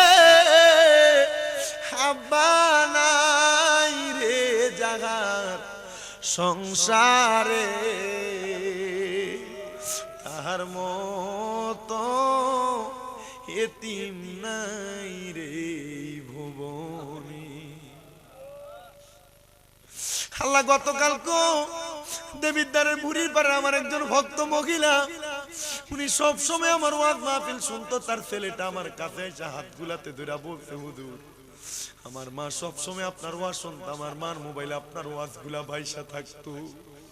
হুজুর আমার মা কিছুদিন আগে রোগে আক্রান্ত হইয়া কবরের বাসিন্দা হইয়া গেছে। আল্লাহ এমন মা পাগল, একটা মুরব্বী মানুষের বিয়া দরবারের পাগল, বুড়া হইয়া গেছে, এখনো মা রে ভুলে না, মা বেঁচে আছে। মার জন্য দোয়া চেয়ে দান করছি, অনেকে বাবার জন্য দোয়া চেয়ে দান করছি। আল্লাহ তাদের আম্মায় আব্বার কবরে আর আযাবে দিও না। রব্বুল আলামিন আল্লাহ বংশের মানুষ যারা কবরে তাদেরকে মাফ করে দাও, যারা বেঁচে আছে হায়াতে তয়্যিবা নসিব করে দাও। অনেকে অসুস্থ আছে, সুস্থতার নিয়ামত নসিব করো আল্লাহ। বিশেষ করে গোবরিয়াত অনেক প্রবাসী ভাইরা বিদেশ থেকে দোয়া চায়, আল্লাহ তাদের কামাই রুজির মধ্যে বরকত দান করো আল্লাহ। আমার মা বোনেরাও দোয়া চায়, আমার মা বোনদের দোয়াগুলা কবুল করে নাও। অনেকে পড়ালেখা করে, বিদ্যা বুদ্ধি বাড়াইয়া দাও আল্লাহ। বিশেষ করে আহলে সুন্নাত ওয়াল জামাতের খেদমত এলাকার মধ্যে যারা করে, তরিকতের খেদমত যারা করে, প্রত্যেকের খেদমত তুমি কবুল ও মঞ্জুর করো। আমাদের প্রত্যেককে তরিকত গ্রহণ করে পীর মাশায়েখের সোহবতে থাকার মতো তৌফিক দান করো। আমার মা অসুস্থ, আল্লাহ তুমি সুস্থতার নিয়ামত দান করো। আমার মাদ্রাসার ছাত্রদেরকে তুমি কবুল ও মঞ্জুর করো আল্লাহ। আমার মাদ্রাসার অনেক ছাত্ররা তাদের আব্বা আম্মার জন্য দোয়া চায় আল্লাহ। বিশেষ করে আমার একজন ভক্ত ফাতেমা বেগম, ভঙ্গুয়াতে বাড়ি বরুড়ার, ওনার স্বামী দুবাইতে অসুস্থ হয়েছেন আল্লাহ। সিঁড়ি থেকে পইরা পায়ে ব্যথা পাইছে, দোয়া চাইছে আল্লাহ। ওনার স্বামীটারে আপনি সুস্থতার নিয়ামত দান করে দেন ও আল্লাহ। এমন ভাবে অনেকেই তো দোয়া চায়, তাদের খাস দোয়াগুলো কবুল ও মঞ্জুর করে। আমাদের প্রত্যেকের মরণের আগে বারবার মক্কা মদিনা তাওয়াফ জিয়ারত নসিব করায়া, আখিরি জবানে পড়ায়া দিয়েন মধুর কালেমা লা ইলাহা ইল্লাল্লাহু মুহাম্মাদুর রাসূলুল্লাহ সাল্লাল্লাহু